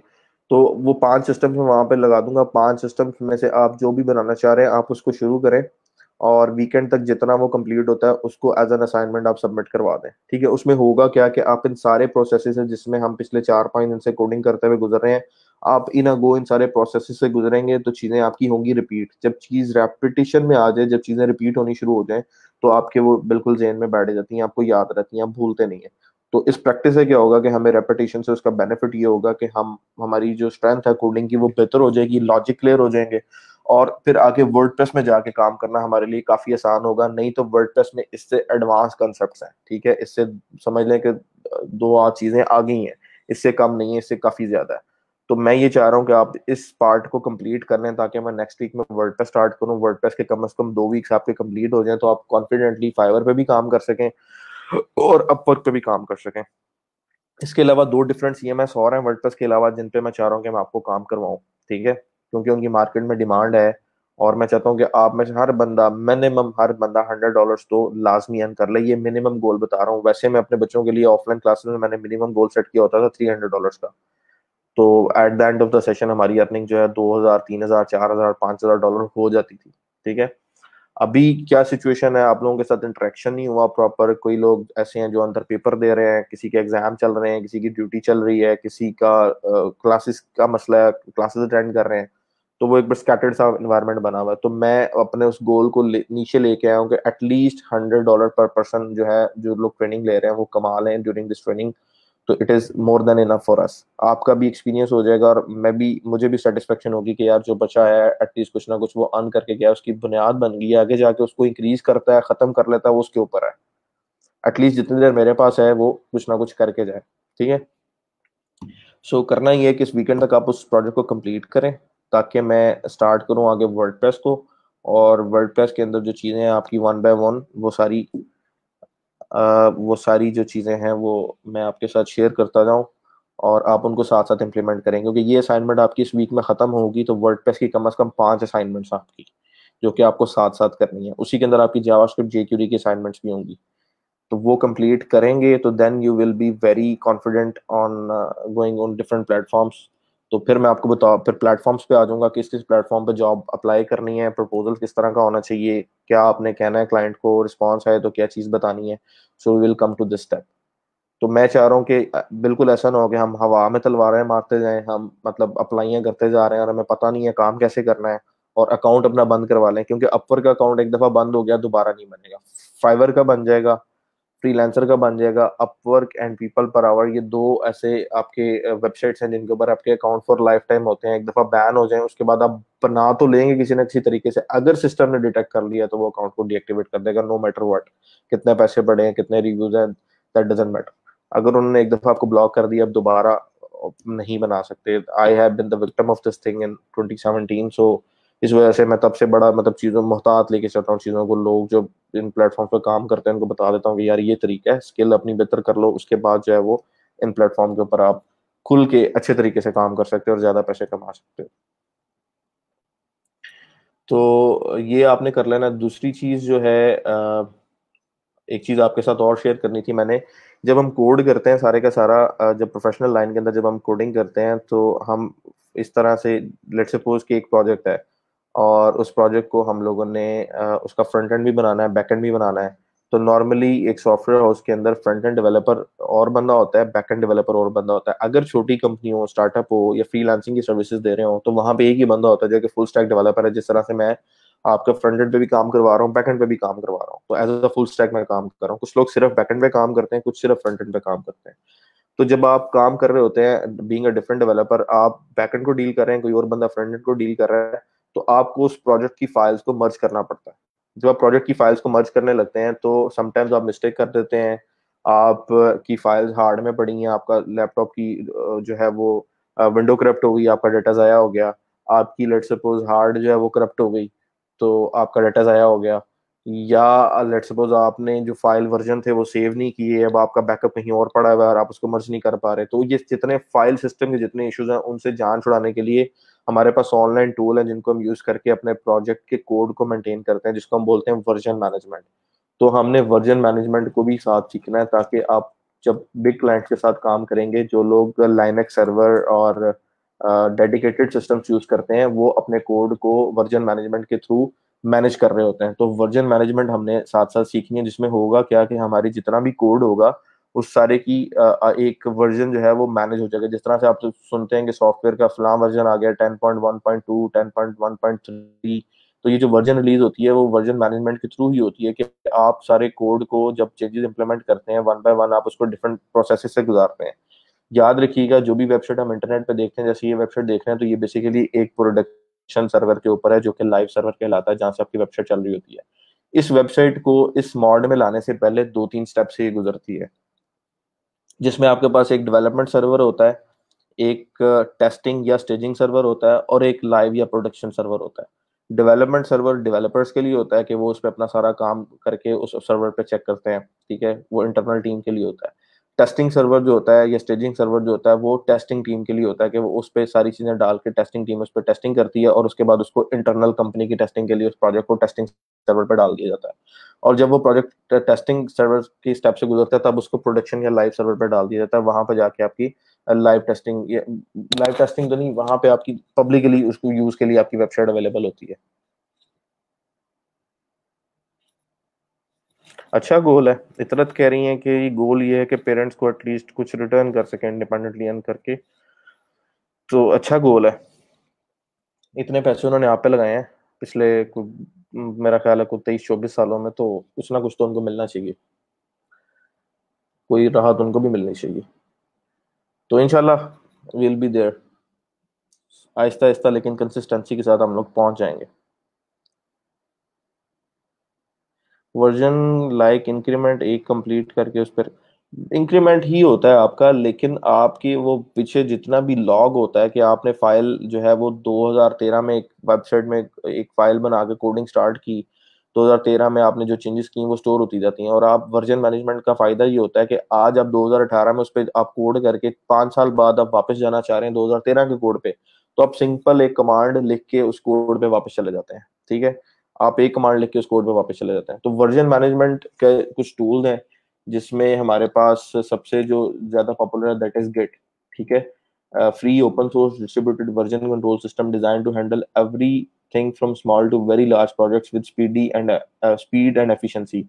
ये बेसिकली सॉफ्टवेयर हम लोगों ने इंस्टॉल करना है अपने सिस्टम के ऊपर गिट। मेरे पास लोकल सिस्टम पे ऑलरेडी इंस्टॉल्ड है। आप लोग डाउनलोड्स के बटन पे क्लिक करेंगे तो आपके पास ये यहाँ पे आ जाएगा डाउनलोड फॉर विंडोज, इस पर क्लिक करेंगे आपका एक्जी सेटअप आएगा। उसको आप जब इंस्टॉल कर लेंगे उसके बाद आपके पास गिट बैश इसका क्लाइंट है जिसके थ्रू हम गिट को यूज करते हैं। Git Bash is like Windows CMD command prompt, ठीक है। जब आप गिट बैश आपका गिट इंस्टॉल हो जाएगा तो आप अपने विंडोज के सिस्टम में किसी भी फोल्डर के ऊपर जब आएंगे तो उसके ऊपर राइट क्लिक करेंगे, तो वहां पे आपके पास एक ऑप्शन आ रही होगी। जैसे मैं फाइंडर में आता हूँ यहाँ पे, तो विंडोज में आप लेट सपोज किसी भी फोल्डर में है, डब्ल्यू में आप लेट सपोज वर्डप्रेस इंस्टॉल में है, तो यहाँ पे जाके आप राइट क्लिक करेंगे तो यहाँ पे आपके पास ऑप्शन आ रही होगी गिट बैश शेयर, उस पर क्लिक करेंगे तो आपका कमांड प्रॉम्प्ट ओपन हो जाएगा। नहीं भी होगा, अगर आपके पास गिट इंस्टॉल हो जाएगा तो आप अगर अपने कमांड प्रॉम्प्ट में जाके और वहां पे कमांड लिखते हैं गिट की, जैसे मैंने यहाँ पे आता हूँ, न्यू विंडो मैंने ओपन की, और न्यू विंडो में मैं अपने एप्लीकेशंस में जैप में जाना चाह रहा हूँ या एप्स में जाना चाह रहा हूँ। एप्स पर डब्ल्यू गो, और यहाँ पे लेट्स सपोज वर्डप्रेस इंस्टॉल, ठीक है। अब एलएस करूंगा तो मेरे पास सारी फाइल्स आ गई, जिसकी वर्डप्रेस की उस फोल्डर की सारी फाइल्स मेरे पास शो हो रही हैं, ठीक है। और यहाँ पे मैं अगर गिट लिखूंगा तो मेरे पास गिट की सारी कमांड्स आ जाएंगी, git clone, git init, git add, git MV, git reset, git RM, ये सारी की सारी कमांड्स मेरे पास यहाँ पे आ रही हैं।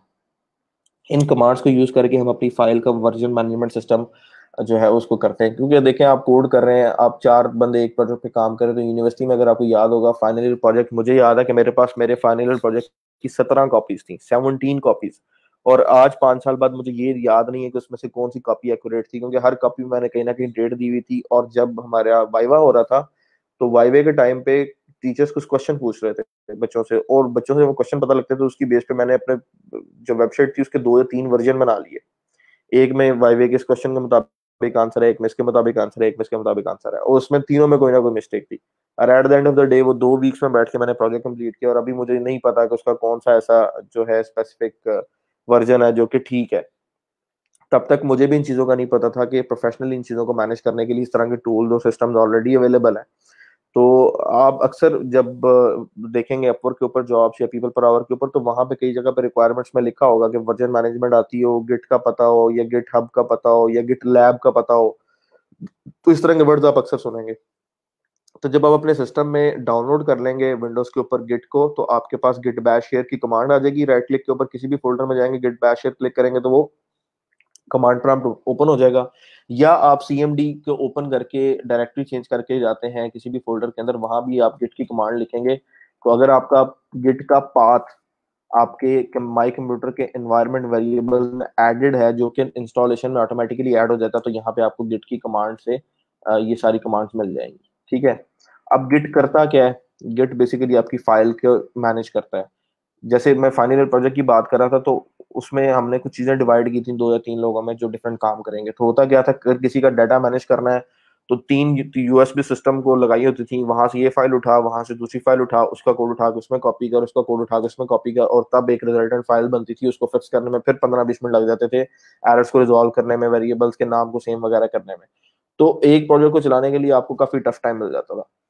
अभी भी अगर जिनको नहीं पता वो ऐसे ही करते हैं। अगर मैं आपको एक प्रोजेक्ट दिखाऊं तो you will be amazed to see कि एक ही प्रोजेक्ट के डिफरेंट वर्जन हैं, और इस प्रोजेक्ट पे किसी इंडियन ने काम किया हुआ है इन द पास्ट, जिस पे अभी मैं काम कर रहा हूँ। इफ यू सी लिब 26, 27, 28, एक फोल्डर है जिसके 3 पार्ट्स यहाँ पे बने हुए हैं। और अगर मैं आपको इसके कंट्रोलर दिखाऊं तो you would be amazed to see कि सिचुएशन इज क्वाइट बैड। जैसे अगर आप देखें तो एडमिन कंट्रोलर 11 अप्रैल, एडमिन कंट्रोलर 11 सितंबर, 11 जनवरी, 12 जून, 14 फरवरी, 15 अप्रैल, 16 जून, 16 जून 18, 16 मई, 17 फेब, 18 फेब। तो ये वो सिचुएशन है आपके साथ हो रही कि आपको मतलब उस बंदे को वर्जन मैनेजमेंट का नहीं पता, 2 साल से इस प्रोजेक्ट पे काम कर रहा है, और एक ही फाइल की अगर आप देखें तो अप टू 50 कॉपीज हैं। और इसी तरह से नीचे ये दूसरी फाइल है, इसकी भी 50 कॉपीज है, और हर फाइल में डिफरेंट कोड है। तो अगर आप वर्जन मैनेजमेंट नहीं यूज करते और आप कोडिंग करते हैं, समटाइम्स आप कोड करते करते उठ के चले गए हैं और आप सेव करना भूल गए, वापस आते हैं, आप सिस्टम को क्लोज करके ऑन करते हैं, आपका कोड वहां पे खत्म हो गया, या आपकी विंडोज खत्म होगी, कोड खत्म हो गया। तो आपके कोड के जो जो फॉल्ट्स आ सकते हैं आपके सॉफ्टवेयर में, उसको प्रिवेंट करने के लिए आप वर्जन मैनेजमेंट यूज करते हैं, और वर्जन मैनेजमेंट में आपकी फाइल्स का एक मुकम्मल स्ट्रक्चर सेव होता जाता है। और कल को लेट सपोज आप कोई आपका छोटा आप बैठे हैं काम करेंगे, कजन को बच्चा आके उसमें कोई कीबोर्ड प्रेस करके कोई एंट्री करके सेव करके चला गया, तो आपको नहीं पता लगेगा मसला कहाँ पे आ रहा है। It can take around 10 to 15 to 20 minutes to reach that point. लेकिन जब आप वर्जन मैनेजमेंट सिस्टम यूज कर रहे होते हैं तो आप उस पॉइंट तक with a single command, with in a minute आप उस पॉइंट तक पहुंच जाते हैं कि फॉल्ट कहाँ पे है। तो वर्जन मैनेजमेंट से आपकी सारी फाइल्स की 1 बाय 1 हर लाइन और हर करेक्टर ट्रैक हो रहा होता है, और आपकी ट्रैकिंग के अंदर साथ मैसेजेस जा रहे होते हैं कि ये काम आपने कुछ लाइन के इस कोड को चेंज किया है तो क्यों किया है, ये कोड लिखा है, तो उसके साथ आप कमिट मैसेज दे देते हैं। फिर आप डिफरेंट वर्जन्स एक ही मशीन पे एक ही फोल्डर में मैनेज कर रहे होते हैं। जैसे मैंने अपने प्रोजेक्ट के अंदर अभी कार सिस्टम में ये स्क्रीन बनाई है, तो मैं इसका एक वर्जन स्टोर कर दूंगा अगर ये मशीन का होम पेज मेरा रेडी है। उसके बाद मैंने ड्राइवर का पेज ऐड किया है, तो उस पे मैं अली पे क्लिक करता हूँ तो ड्राइवर के पेज पे चला जाऊंगा, वहां पे मेरा ड्राइवर का जो पेज है उसकी इन्फॉर्मेशन आ गई, तो उसका मैंने डिफरेंट वर्जन रखा है। तो इस तरह से मेरे डिफरेंट जो वर्जन है वो चलते जाएंगे, और मेरा जो काम है वो डिफरेंट प्लेसेस पे वो एट द एंड उसको मैं मर्ज करके एक फाइल सिस्टम रेडी कर देता हूँ, और उसको मैं डिप्लॉय कर देता हूँ पहले स्टेजिंग पे, उसके बाद टेस्टिंग पे, उसके बाद प्रोडक्शन पे। तो वो जो प्रोसेस होता है सारा फाइल्स को डिफरेंट तरीके से लेके मैनेज करके ऐड कर रहा, वो सारा जो है वो आपका समझने के कमांड्स के थ्रू काम कर रहा होता है। तो वो हमने इंशाल्लाह साथ साथ सीखना है। अभी सिर्फ आपको उसका मैं इंट्रोडक्शन दे रहा था। अगले 2 3 4 लेक्चर्स के अंदर हम 10 15 20 मिनट जो है वो गिट के ऊपर साथ साथ लगाएंगे, ताकि आपको आइडिया हो जाए कि गिट को यूज कैसे करना है। प्रोफेशनली जितना काम होता है वो गिट के थ्रू होता है, गिट के बगैर आप समझ लेंगे प्रोफेशनल लाइन में काम नहीं हो सकता। It's like impossible, impossible, impossible. Git is best. दूसरा तरीका होता है सर्वर पे फाइलें भेजने का, आप एफटीपी प्रोटोकॉल यूज करते हैं। ठीक है, यानी आप फाइलजिला का सॉफ्टवेयर यूज करते हैं और वहां से अपनी फाइल्स जो है उनको अप करते हैं। तो इंशाल्लाह वर्डप्रेस का जब हम लोग स्टार्ट करते हैं तो नेक्स्ट वीक के अंदर मैं लेक्चर एक रखूंगा जिसमें हम लोग अपने सी पैनल के ऊपर किस तरह वेबसाइट को होस्ट कर सकते हैं, क्योंकि एक दो बच्चों ने मुझसे क्वेश्चन किया था ना, आई टोल्ड देम कि यार ये प्रोसेस ये स्टेप आएगा, then I will share with you. तो स्टार्ट में इंशाल्लाह पहले वीक में ये रखेंगे, ताकि आप अगर अपवर्क पे जॉब्स अप्लाई करते हैं, आपको किसी क्लाइंट की वेबसाइट को डाउनलोड करना है, अपलोड करना है, तो उसमें आपको कोई किसी किस्म का इशू ना आए। ठीक है। इसके अलावा आपके पास कोई इन्फॉर्मेशन है शेयर करने के लिए, फ्रीलांसिंग के हवाले से कोई कंटेंट आपको मिलता है? डिफरेंट ऑनलाइन उस्ताद आजकल अवेलेबल हैं फेसबुक के ऊपर, और काफ़ी काफ़ी अच्छे लोग हैं, बड़े बड़े एक्सपीरियंस लोग हैं। तो कोई कंटेंट अगर आपको अच्छा मिलता है, फाइवर की गिग को एनहांस करने के रिलेटेड मिलता है, कोई कंटेंट जो कि बाकी लोगों के लिए बेनिफिशियल है, यूजफुल है, उसको, उस इन्फॉर्मेशन को सिर्फ अपने तक ना रखें, उसको ग्रुप में लाजमी शेयर करें। और सैयद मोहसन अली शाह, आपके जो ऑर्डर्स कंप्लीट हुए हैं, काइंडली ऐसा कीजिएगा कि उनके स्क्रीनशॉट ग्रुप में पोस्ट कर दें, और ताकि बाकी लोगों की मोटिवेशन भी हो सके, और रिकॉर्ड के लिए मेरे पास वो चीज़ आ भी सके। फॉर्म आपका जो पेज है वो भी मैं बिल्ड कर रहा हूँ, जिस पे आपने अर्निंग रिकॉर्ड अपने सबमिट करवाने हैं, ठीक है? उसमें आप पेज पे आके एंट्री करेंगे, इमेज साथ अटैच करेंगे, और रिकॉर्ड आपका परमानेंटली सेव हो जाएगा। तो इंशाल्लाह सिस्टम मैं आपके साथ जल्दी शेयर कर दूंगा। तो तब तक के लिए आप लोग कीप टाइट योर सेल्फ, और एक्सपेरिमेंट करें डिफरेंट। जहां आपको प्रॉब्लम आती है हमारे साथ उस पर डिस्कस कर सकते हैं। तो बाकी इंशाल्लाह कल हम स्टार्ट करते हैं अगला कंटेंट जो हमारा है इसी प्रोजेक्ट के रिलेटेड। कोई एडिट शेडिट फॉर्म वगैरह बना के, ताकि फॉर्म हैंडलिंग अभी आपकी रहती है वो कंप्लीट हो जाए। तो फिर इंशाल्लाह नेक्स्ट वीक में हम लोग जो है वो वर्डप्रेस से स्टार्ट करेंगे। अपना ख्याल रखिएगा, कोई मसला आपको आए, कोई इशू आए, तो you can discuss with me. कल तक के लिए मुझे इजाज़त दें, फिर अल्लाह हाफिज़।